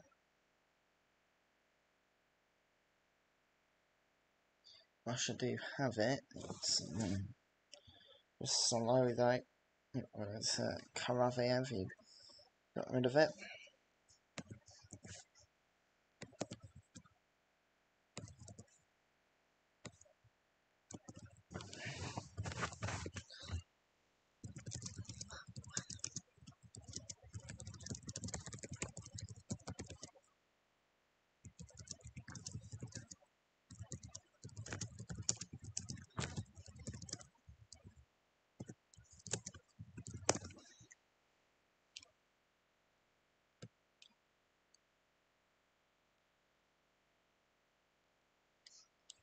It's a ball forward by Russia. And Belgium do win it back. It was a listless long ball. Oh, but given away in a dangerous area. And if Russia get a goal now, there is always a chance. You thought when Spain went 1-0 up against Russia in 2018, that was it. And turned out to be wrong.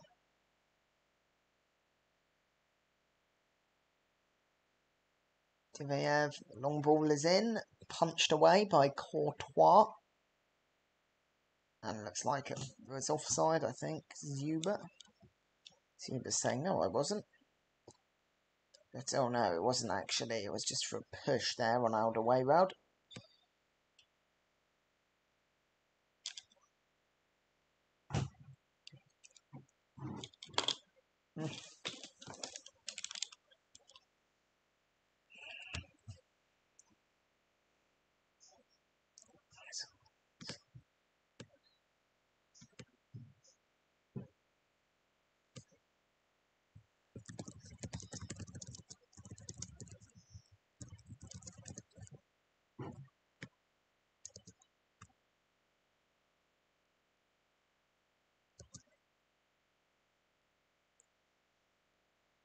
I should have had more of the possession in the first 5 minutes.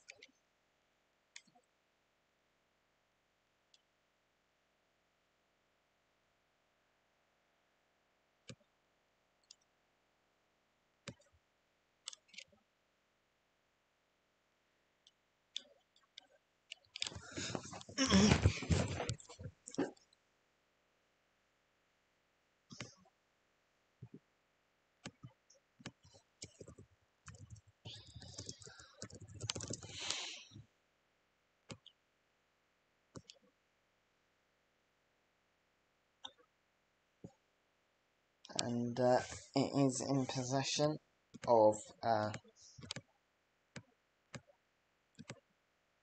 Russia, run with Semenyov.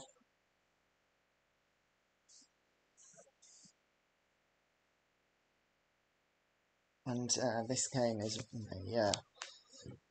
quite bad because Belgium know that they have this game won.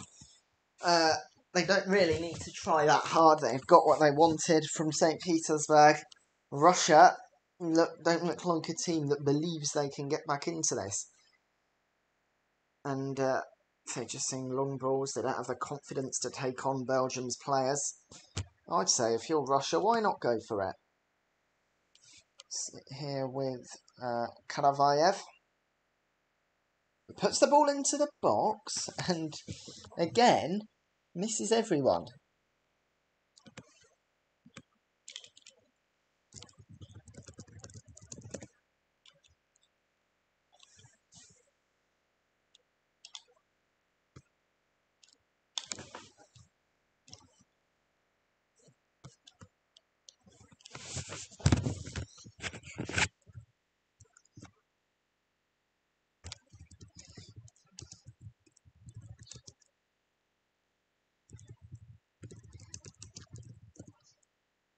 Carrasco.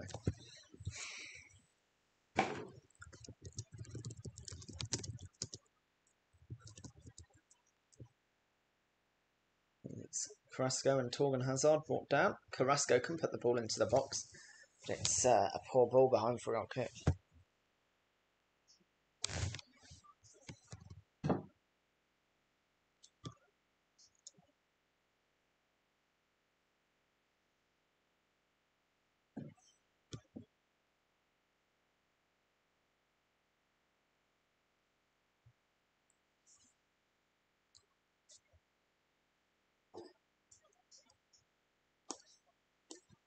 And this game, yeah, is dying off. Just the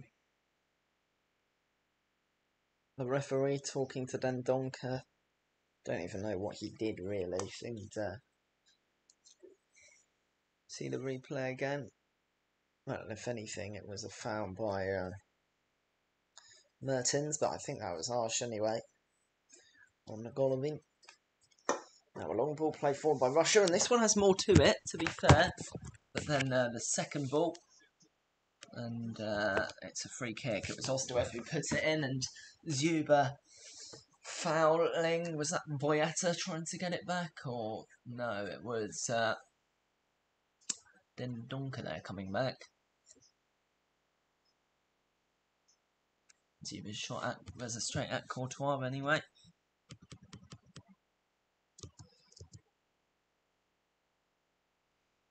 In the 54th minute.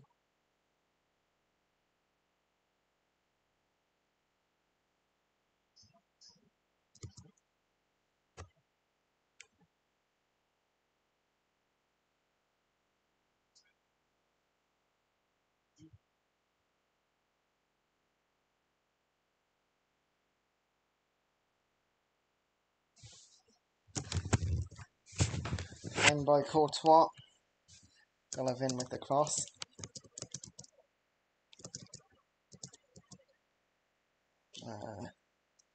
Belgium back in possession. It would be, you do expect Belgium to put on a show for us, but they've had no reason to. Here comes Carrasco with a shot from Lukaku's blocked.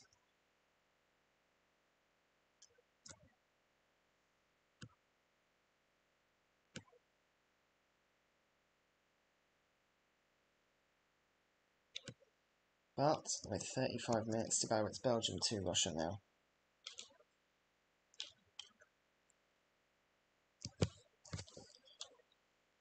A game that has, as I said, just involved Belgium breezing along. But Russia have controlled the game in the second half. They've been allowed to by Belgium. Belgium just confident that they can defend.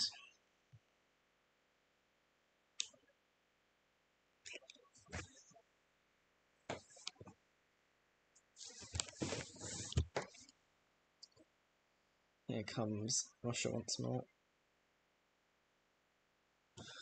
All played forward. Kovacev offside. And again, the game can slow down. Belgium can have a free kick. And you do feel this game needs a Russian goal to get it back into place. Belgium having 8 shots to Russia's 4 and 3 to Russia's 1 on target. The 2 that made the difference were, of course, 2 goals. And that's all that Belgium have needed. It's been a performance where they've picked their moment. Tielemans switching the play there towards Mounier.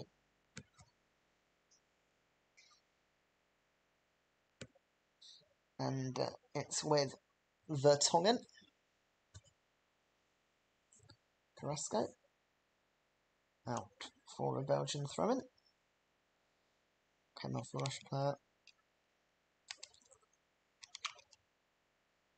Oh, a good ball played forward, looking for Lukaku, I think by Tielemans.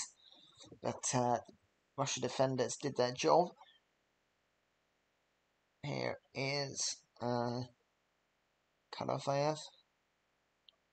Ball's played long.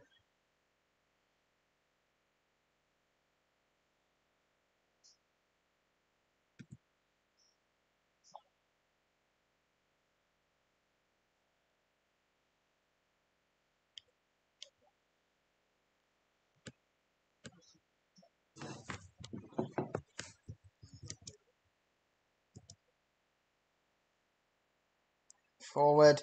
And Russia play advantage, and this is a good position for Zuba. But the players got back. Russia deciding to recycle possession. And Russia have looked alright going forward recently. Here's Mario Fernandez. Golovin. Oh, no way through. But he does keep in possession. Belgium have got back.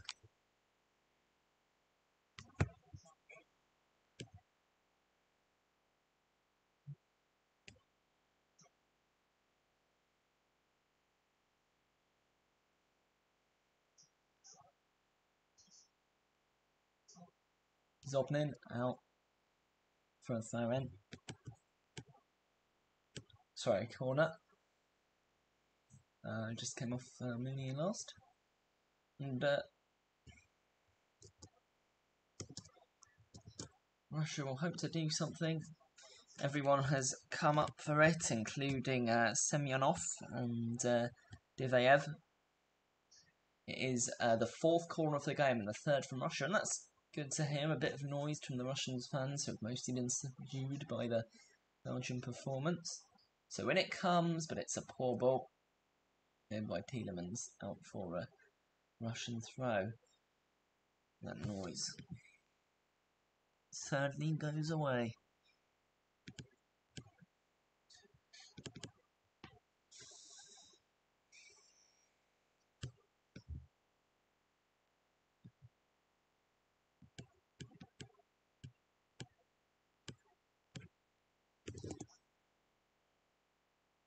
Oh, and that's poor from Golovin. It's given away. Sorry, Zobnin, here's Carrasco.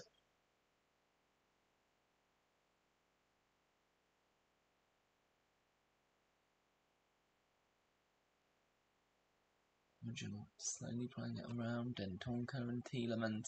It is so slow, it's like a training ground exercise.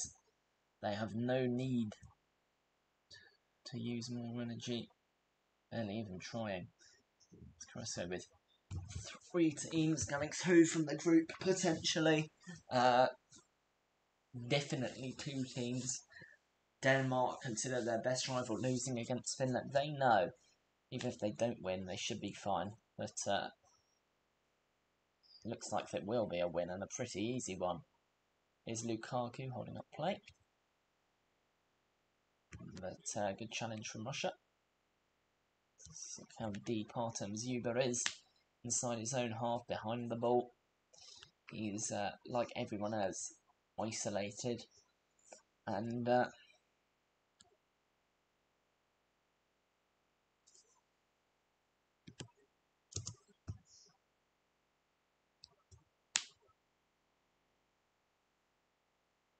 Belgian corner. Half an hour to go. Was to have the one heading it behind.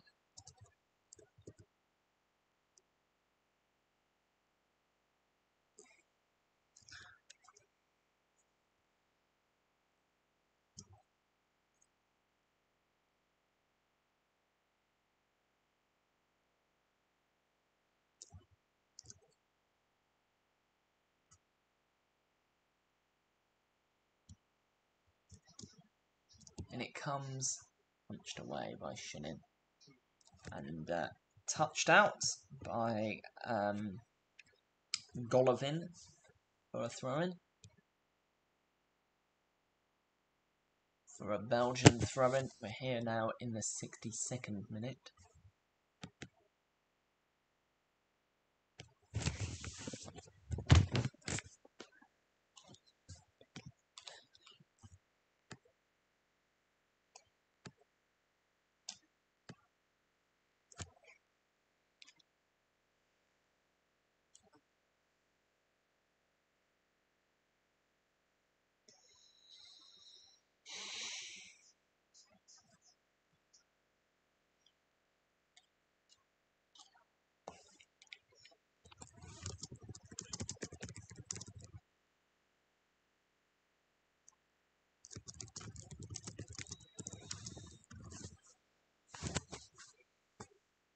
Now they're on Lukaku. Belgium now winning possession of ball. That's all they need to do. It was a heavy challenge. From Ozdoev, and Russia making a sub. Maxim Mukin on for Ronan Zobnin, and that will be their last chance. And also Alexei Naranchuk on for Denis Cheryshev, who came on in the first half.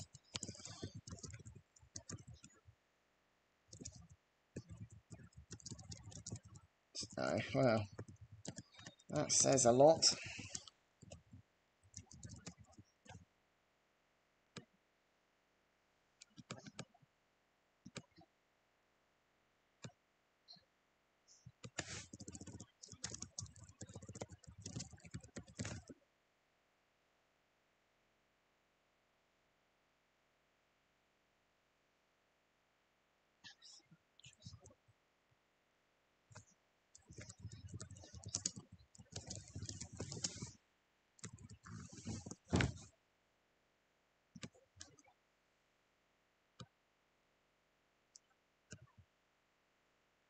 Looks like another Russian free kick.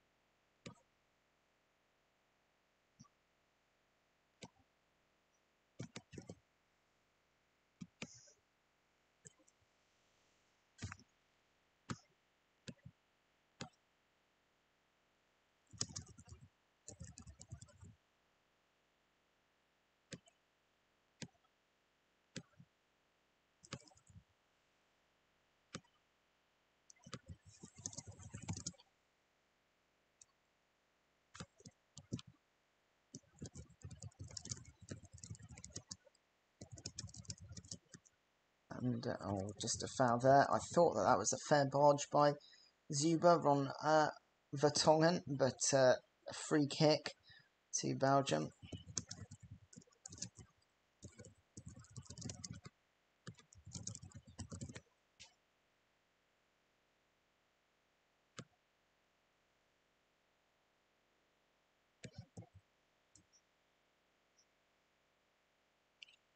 Rusty, yeah, they shout the fans.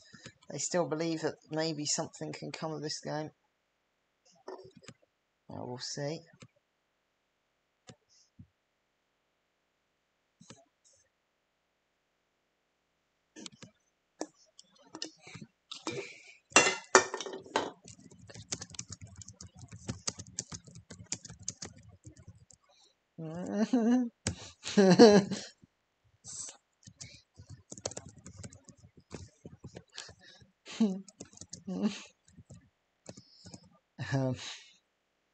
I just don't think it's going to have got it in there, but it is alright. Free kick to Belgium. Sorry, thrown to Belgium.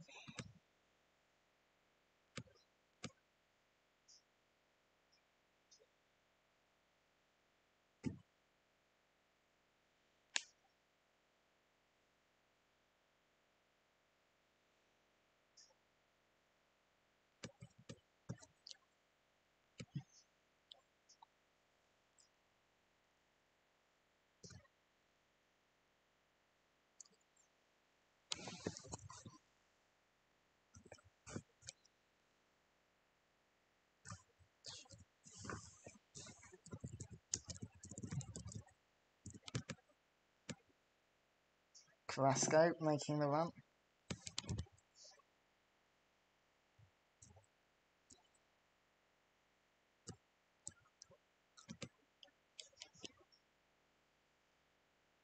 Looks like an offside there. Again against Russia.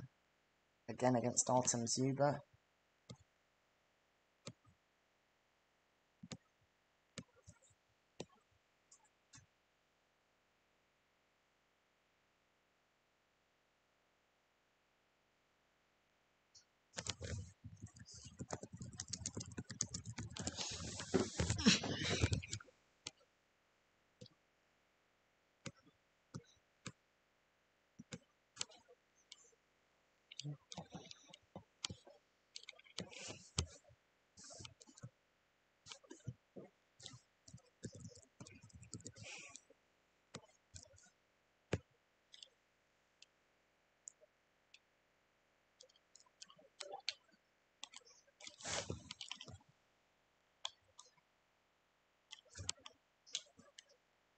'68th minute. Belgium 2, Russian 0.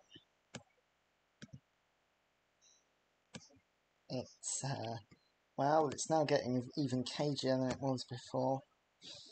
Antonio Lahoy having to blow his whistle. Our Spanish referee quite a few times.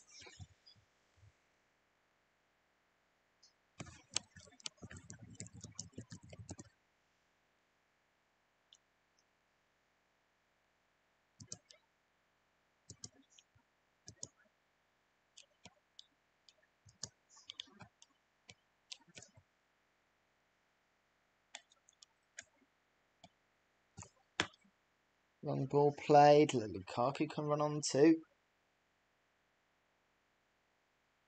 Made into the box. Mertens just can't control it. Well, he could, but he can only find Karavayev. This has been a really poor game.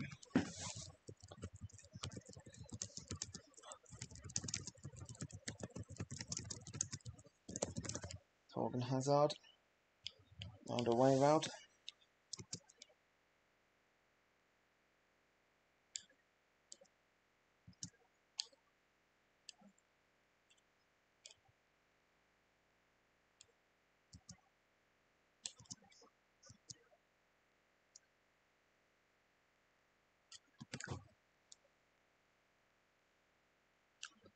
Looks like there's an offside.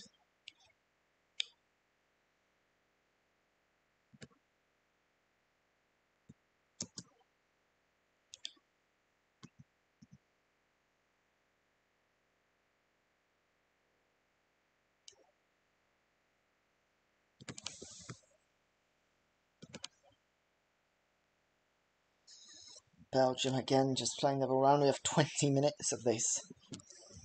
What is a football match to go? I know that today's events have been somewhat overshadowed, but it's not hard to overshadow this game. I can see Eden Hazard waiting to come on.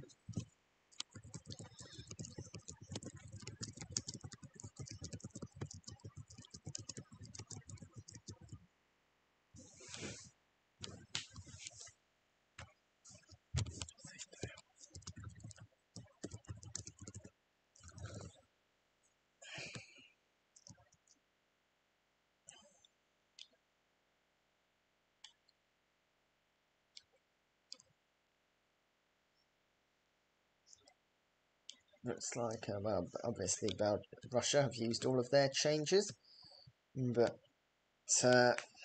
Belgium only using one at the start. I wonder if there'll be a double change now.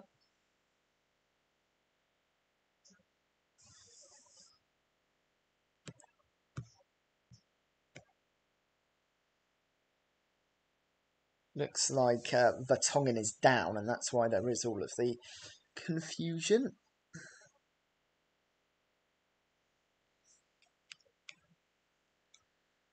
I think they were going to sub something else off. Yeah, it's a battle between the captains, just a heavy shove from Vertonghen.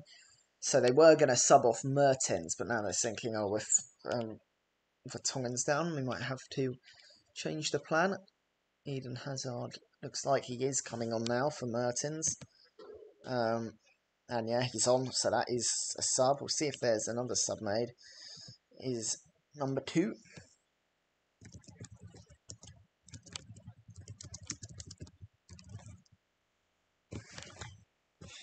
It is, well, looks like Vertonghen can come back on. He can't yet, though, so the game has restarted and Belgium are down to 10 men. Has to be waved back on by the referee. And he is. And he does go back on, so Russia just have a throw in their own half. It is Belgium 2, Russia 0.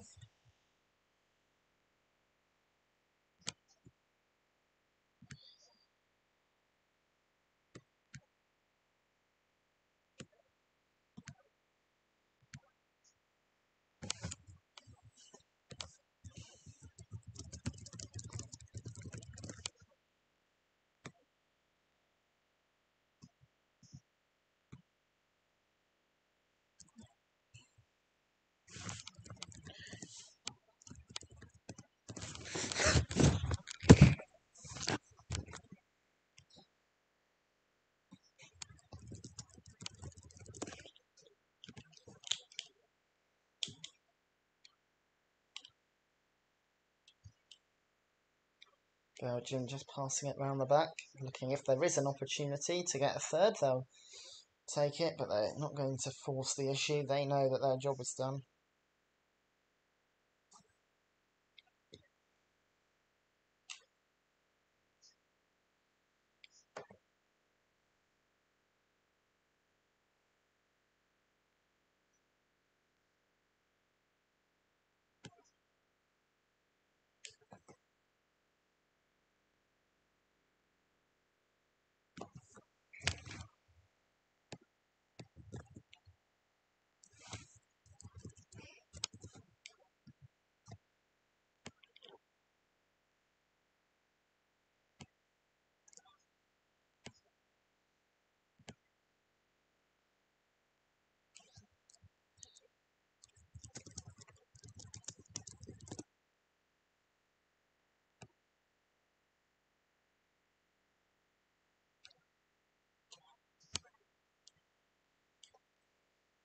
75th minute.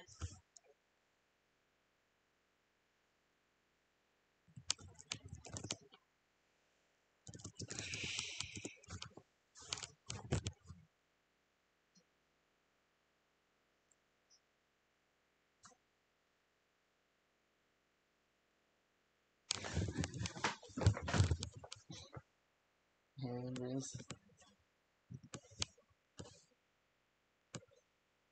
Karavayev. Divayev. Looks like Vermeulen ready to come on. Belgium have 3 more subs, but they only have 1 chance to use them. Maxim Ranchuk making the run forward. Good challenge by Boyata. There's Carrasco making the run, and Belgium have dealt with Russia's limited attacking threat. As we have a quarter of an hour to go, we look like we are heading for an easy Belgian victory.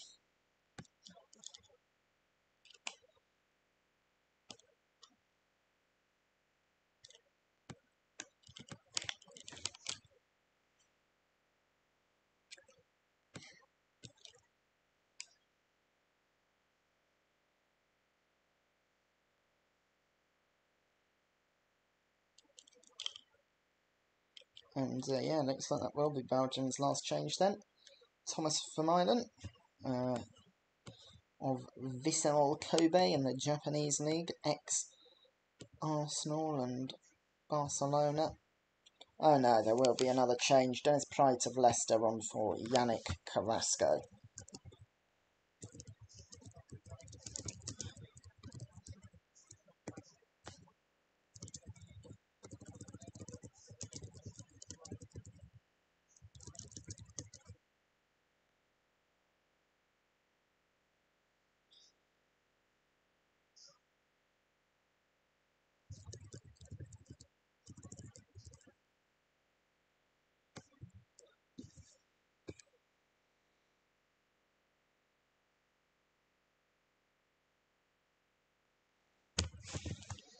Now, a chance for those substitutes. Eden Hazard, Vermeulen and Pride to maybe impress. Prove when they should be starting the next game. It's where is Eden Hazard? So he's played, but fouled, and a bit of a heavy one. He's in a little bit of pain there, but he gets back up. It's Eden Hazard especially wanting to prove what he can do. This game is pretty much dead, but that might add something to it. As I said, if Russia can get a goal, maybe they can get back into it, but they've had 39% of the ball, 4 attempts to Belgium's 8, and 1 shot on target to Belgium's 3. And they're defending right now. Here is Torgan Hazard. Well, Hazard in the final third kicked it back to Alderweireld, who's on the halfway line, and that says it all.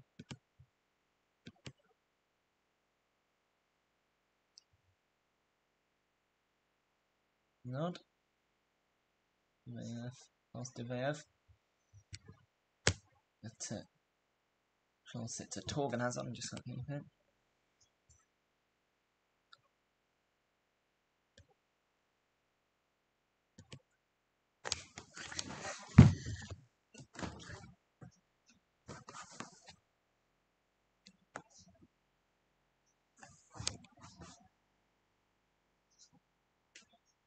Oh, and Russia have lost it in a dangerous position. Here's Tielemans. Lukaku. Tielemans. Alderweireld. Back to Boyata. And that is it all for Belgium. There's Boyata. Back down to Alderweireld.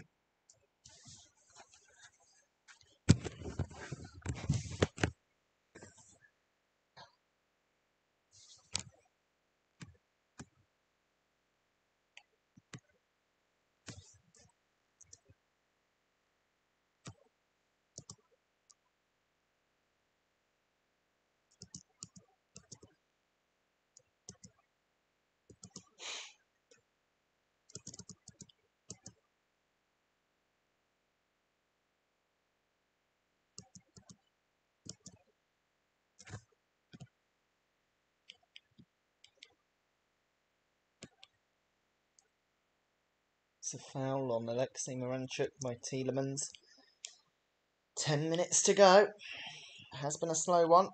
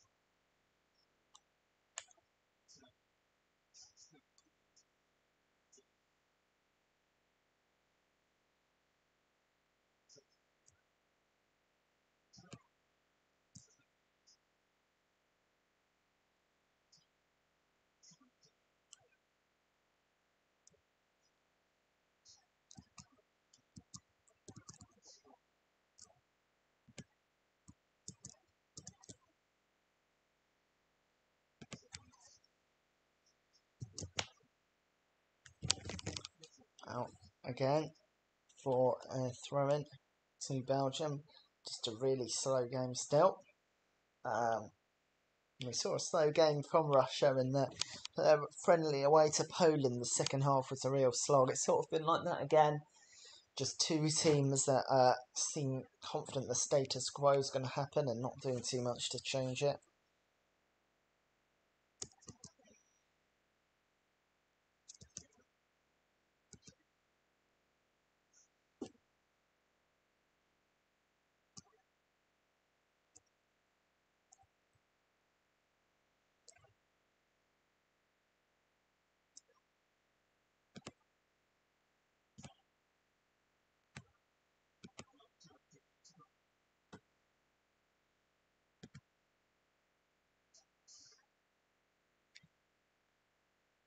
Who comes in?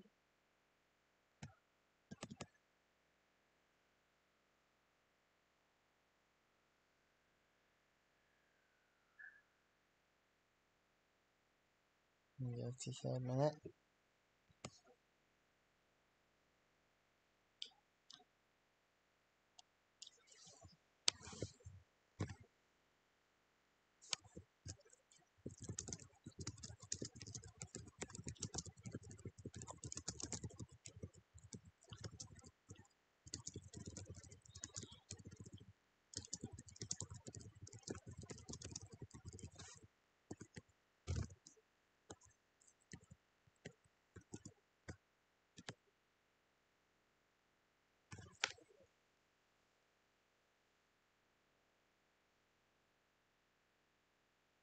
Bad challenge by Dendonka that.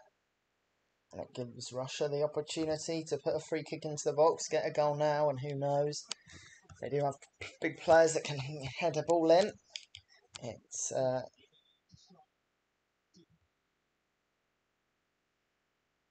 Alexei Miranchuk standing over it, and who knows if you can get a goal.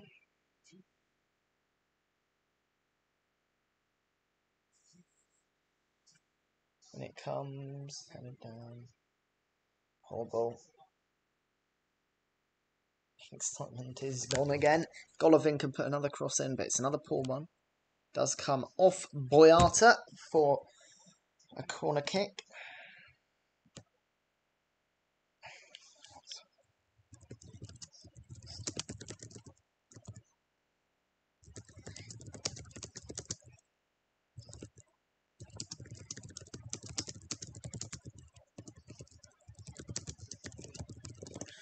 In comes the corner, headed out.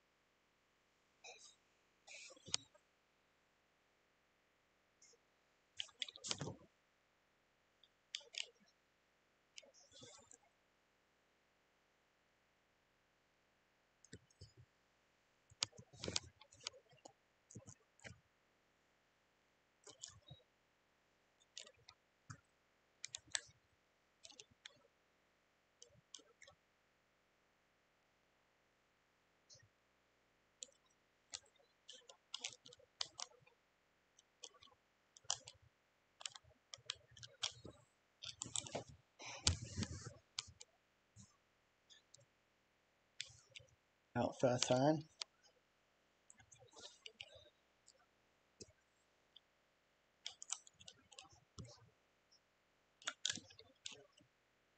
It's well, Stanislav Cherchishov with a touch better than most of his own players.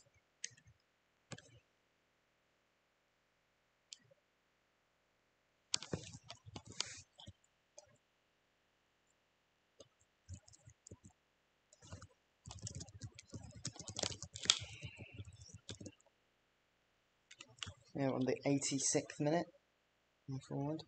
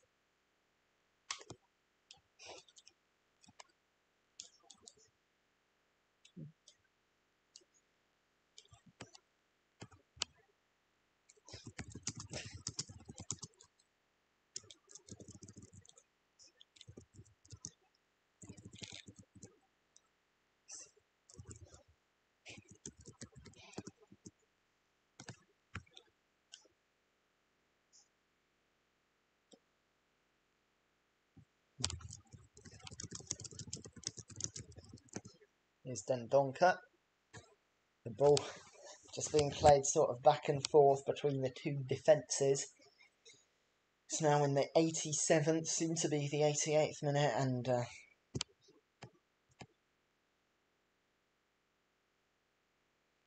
now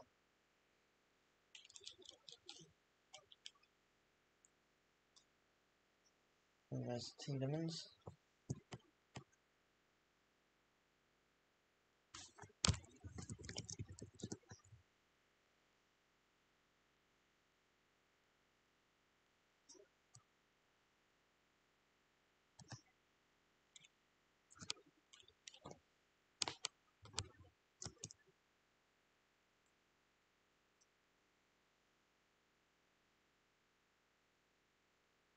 There are a few whistles from the Russian supporters.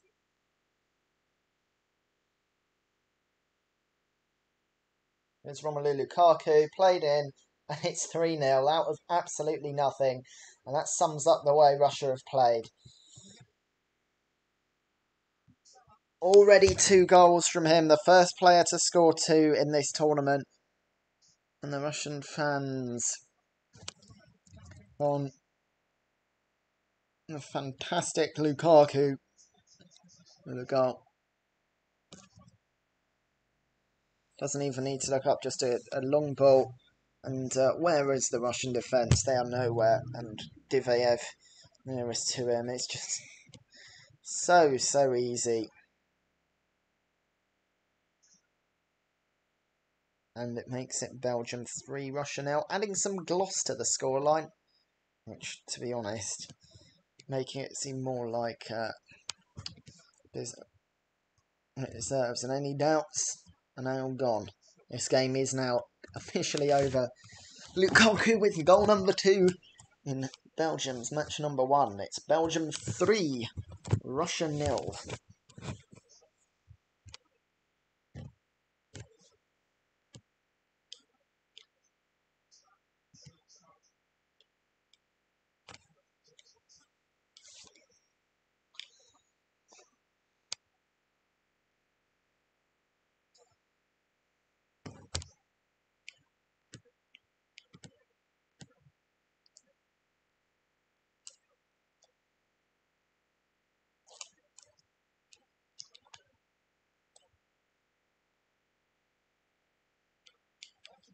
A foul by Boyata right on the edge of the box. Maybe a chance for Russia to have something to charm.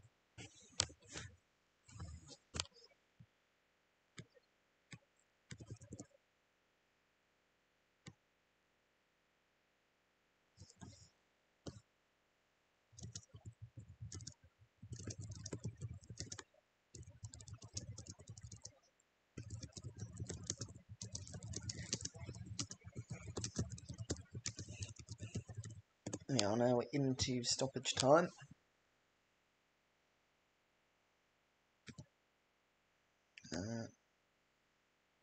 20 metres out, the free kick. And we're into just 2 additional minutes.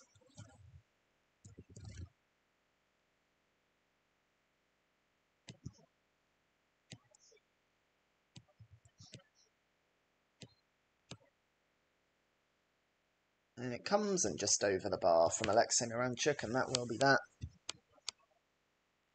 Decent opportunity. Not been taken. And, well, a comfortable win in what is an away fixture to St. Petersburg, really. Belgium have never looked like doing anything but win. Obviously, we turned over about half an hour into the game due to the delayed finish of Denmark against Finland, which ended 1-0. But, when we turned over, Lukaku had already put Belgium 1 ahead, making use of a Russian mistake. Then a save from Shunin made it, was pushed to the path of Moynier with 2-0. Moynier coming on for a sub, and the first half having 3 subs due to injuries. Moynier and Cheryshev coming on for Kuzyaev and Castagna after the 2 clashed heads, and Karavayev also on for Yuri Zhirkov. And Romelu Lukaku then making it 3 right near the end. It has been a very good performance. Belgium not showing the same sort of style as Italy. They never needed to. Russia allowed them to win easily. And the game is over. And Lukaku does the sign of the cross and looks to be in prayer, probably for his club teammate, Christian Eriksen. It has been an excellent performance from Lukaku and from Belgium. Well, they didn't have to be excellent. But we are all thinking about the hospitalised Christian Eriksen. It is still good to talk about football. Roberto Martinez can be happy. Belgium go top of Group B. It finished Belgium 3, Russia 0.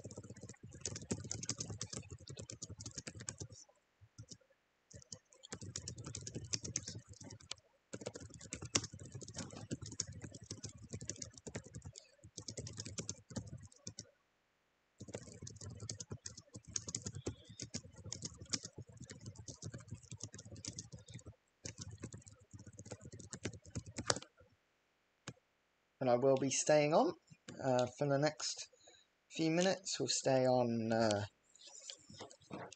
maybe for another 20 minutes or so until 20 past 10, so 25 minutes.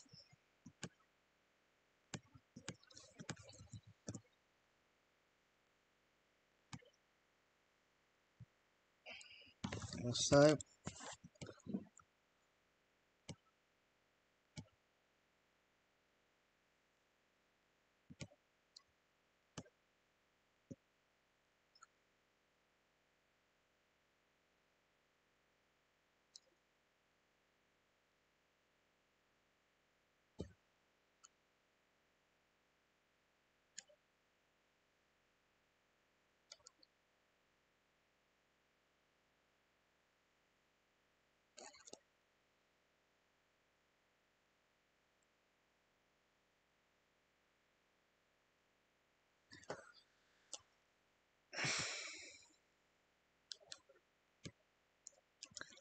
just thinking about how this tournament was up. Well, we have a lot of games tomorrow at the Euros. England v Croatia, Austria v North Macedonia, Netherlands v Ukraine. All the teams just looking ready to go forward and try and get that win. England and Croatia, definitely the standout teams in Group C. That's the first game between two big hitters.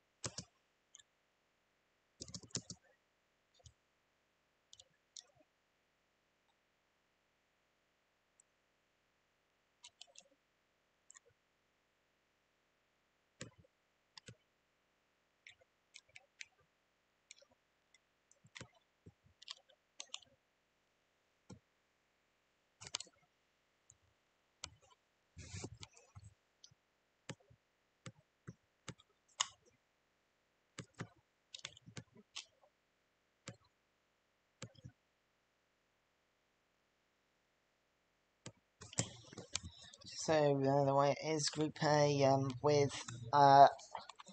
Italy on top, Wales and Switzerland are in second, and in fourth, Turkey after just the one game, and Belgium and Finland are at the top of Group A in that order, ahead of Denmark and Russia, who lost.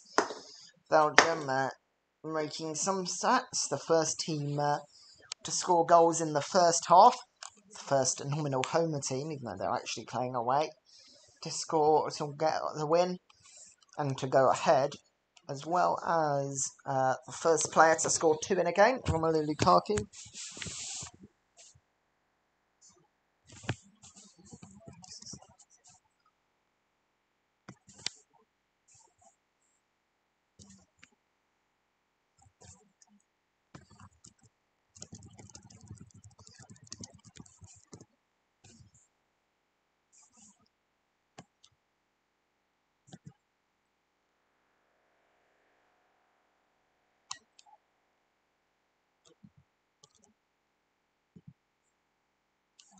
And Belgium, the scary thing is the way they won so easily, considering that it was not really, this brilliant, amazing performance. They just won pretty easily, and that's it.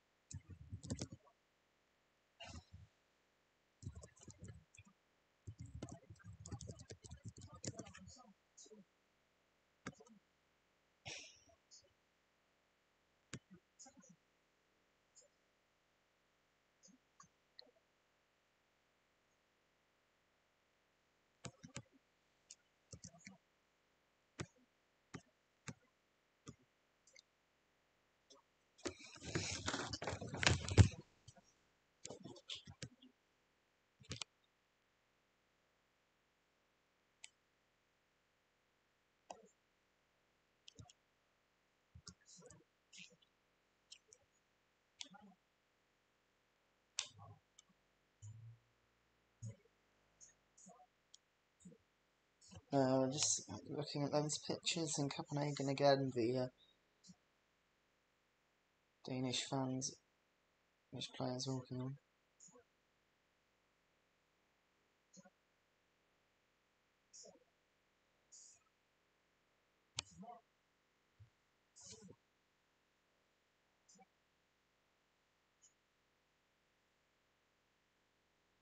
Saying that the other option was to play at midday tomorrow, and Kasper Hjulmand said that when they knew he was okay,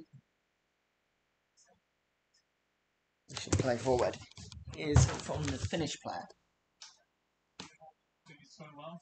The information that we got that everything at the moment is stable, everything is good, and he was awake, and he was also wishing that we will continue playing. And we made a decision together with the Danish team that we continue, and it's just amazing to see how football connects people, how all the fans here from Finland and from the Denmark side are shouting his name and loving the game. And obviously that's the first of the thoughts. That was Joel Pohjanpalo of Finland explaining the decision.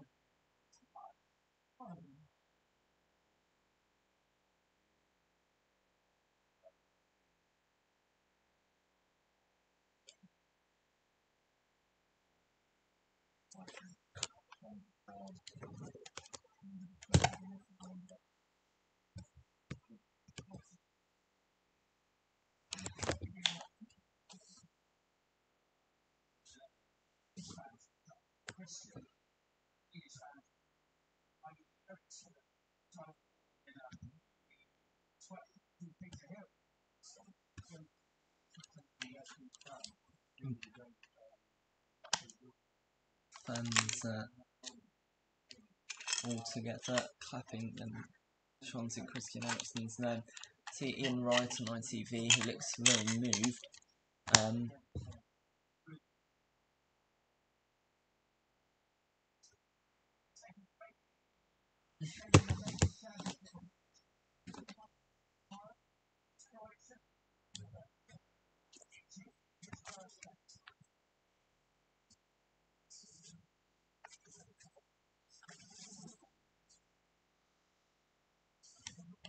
Suppose it's must have felt weird for the Finnish players because it was a historic moment for Finnish football.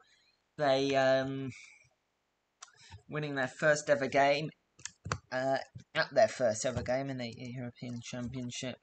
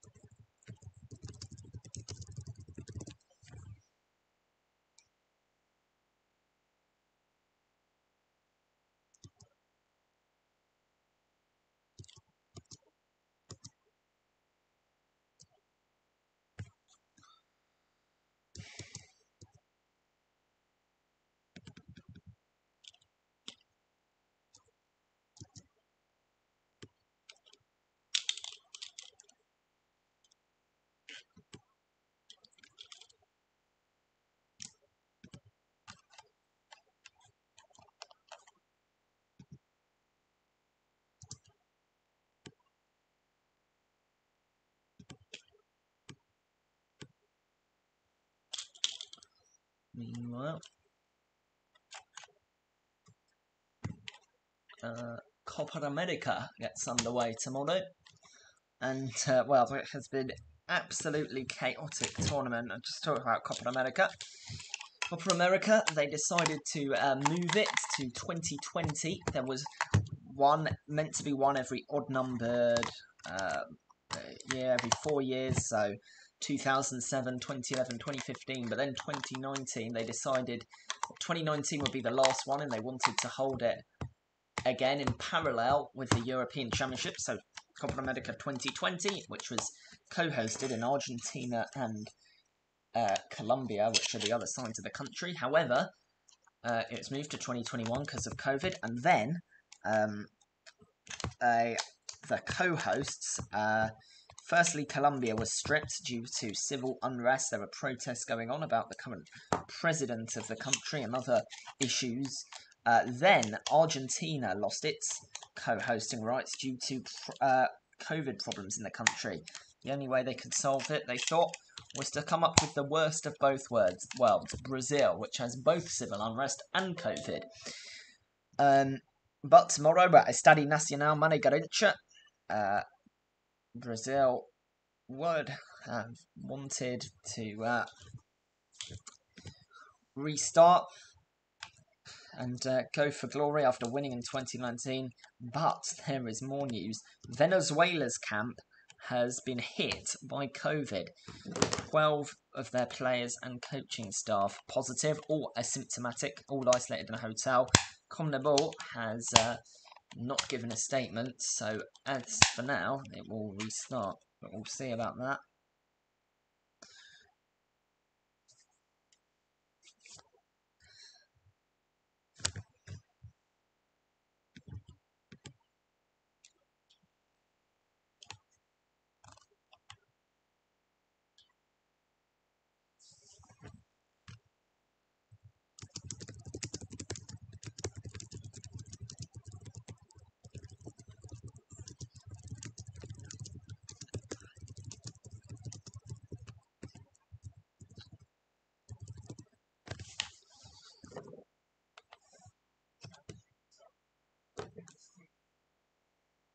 Well, England are going to play the next Euro game. They're playing against Croatia at Wembley Stadium in London. Basically a home game.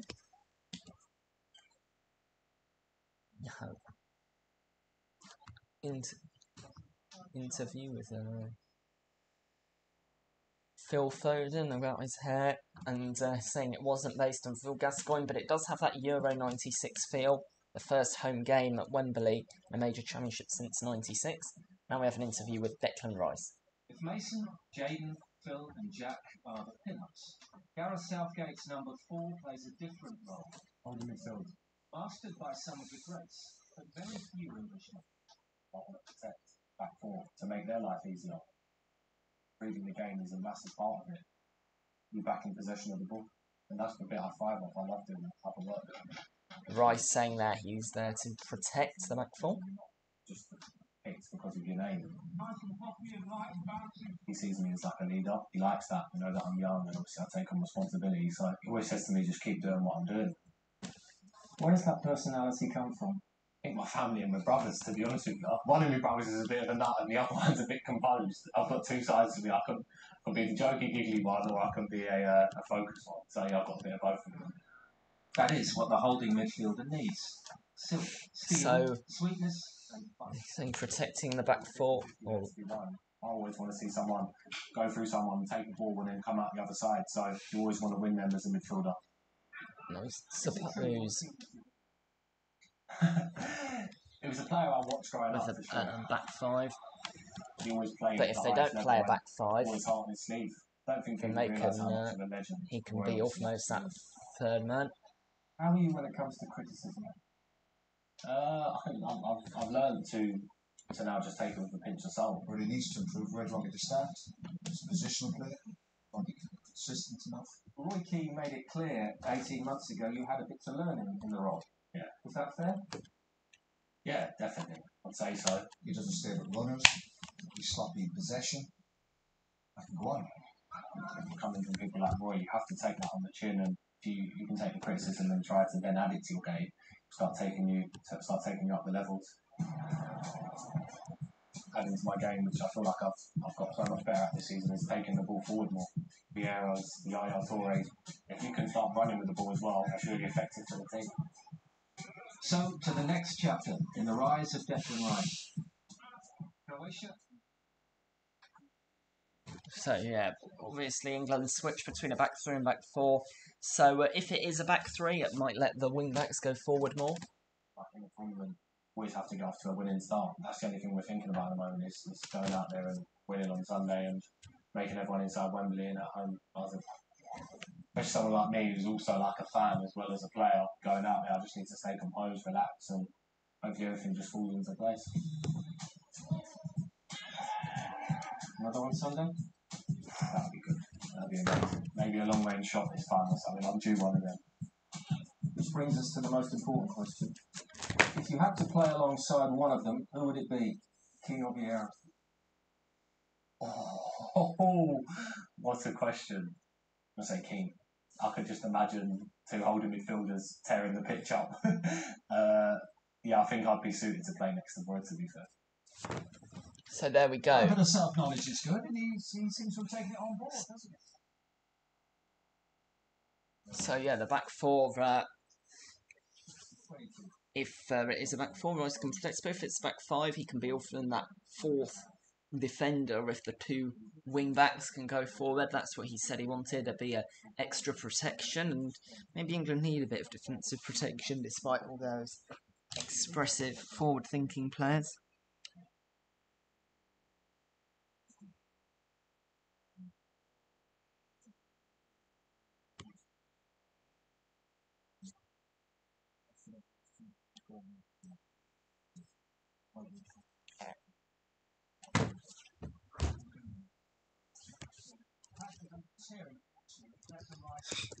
Something else you say.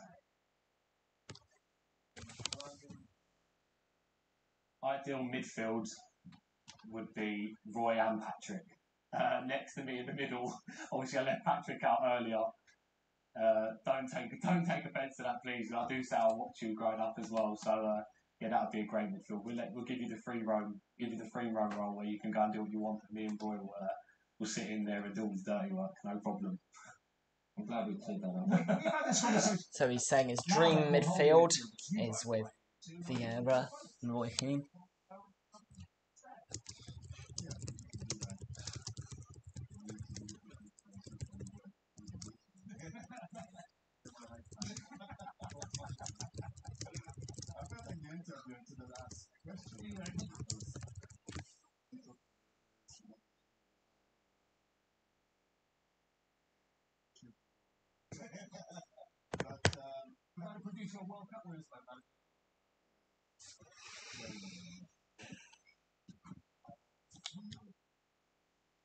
And yeah, England is an interesting talking point. They're a team that has home advantage and a team that will be looking to go far. A team with some good players, but also a team that's never made that step. A bit like Belgium, often had good players, but never really converted that into a trophy.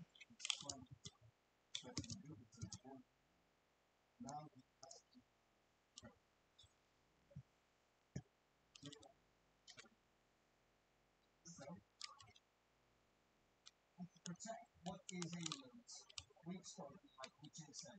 So that makes the job even more.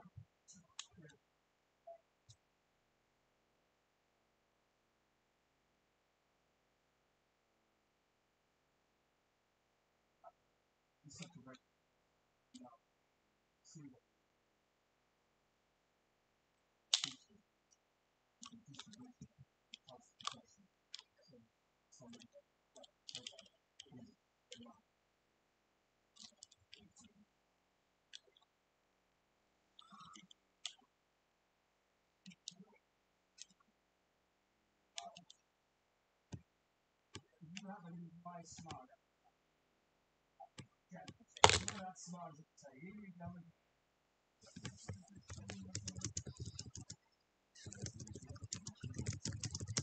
think it is, they have some really good generation.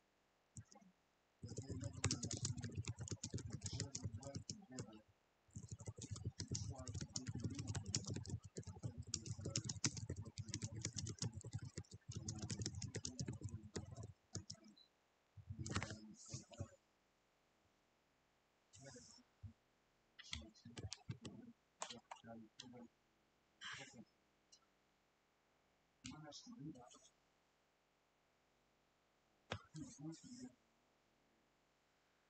Still going to be for the next 5 minutes if there aren't any missed questions.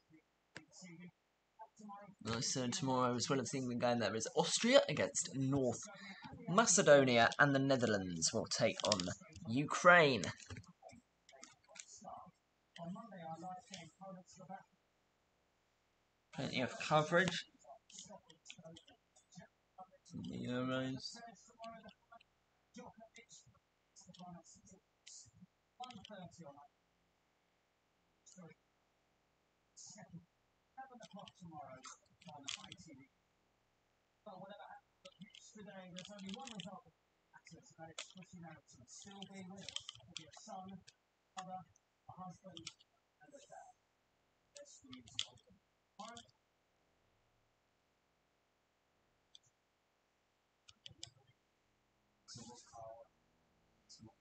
Well, it's England tomorrow. That's really the main attraction, as well as the Netherlands. But England, their first game since that famous Euro '96 in a major championship at Wembley.